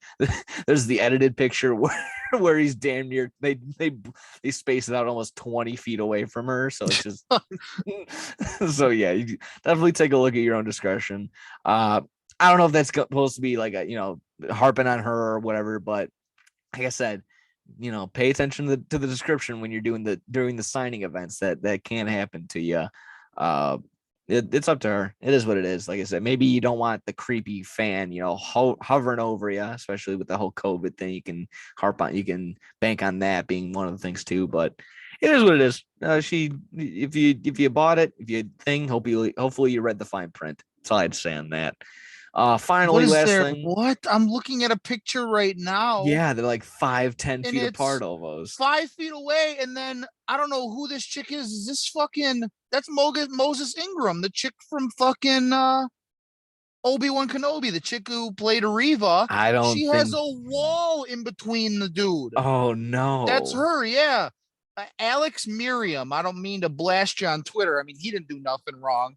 But at Pandemonium 747, he has pictures from this weekend with him with Rosario Dawson, Billy D. Williams, Sasha Banks, and Moses Ingram. And the first two, he's right up on fucking Rosario and Billy D. And then Sasha, he's about 5 feet away. and then Moses Ingram, there is a wall in between them. I'm not even kidding. I'm gonna send you this. We're gonna need a wall. We're gonna need to build it. We're gonna build a wall. We're gonna build it high. We're gonna take pictures on the other side of it. We'll sign on one side. We'll give to the other side. Yeah, I just sent you that post. Like they're on the other side of a wall from each other. Like that's a little much. Come on. Yeah, I get it. You know, I want to be safe too, but if I'm spending $150 or $200, give me a high five. Smell you a little bit. I don't want to do that. Not that. I mean, I want to be that close to where I can smell you a little, I guess so. I mean, it's yeah. That's why, like I said, it's buyer beware. I was glad that CM Punk had no restrictions on him. Yeah, it is what it is. Oh shit. Last one, kind of saved the best for last in terms of just kind of good news and just WWE clearing house, getting rid of the creeps, getting rid of the people that are honestly just straight up useless. John Laurinaitis, we've made mention to. He was part of the scandal with Vince McMahon, kind of. He was one of the people that this paralegal was doing the dirty with. He is fired. He is gone from WWE. Get him out of here. Kaput. He was the head of talent relations. He was the one calling everybody saying, "Hey, best luck to your future endeavors. You're gone. You're fired." So it's just, I guess he was on the other end of this call for this time. Again, he's been fired for the second time now, brought back by Vince McMahon, but I don't think he's going to be rung up again anytime soon. So yeah, Bryan Danielson's father-in-law is out of a job once again. Not like I said, that's not really much else. Obviously, for this scandal, for probably poor work and just other shit. So goodbye, John Laurinaitis. So long. Good riddance. Oh, have a good one. Best of luck to your future endeavors. That's John Laurinaitis. Way to end this segment. Yeah. Best of luck in your future endeavors. Is he going to be all elite anytime soon? Nope. No, he's going to be. He's going to be all Walmart. He's going to be all Kroger. That's what he's going to be.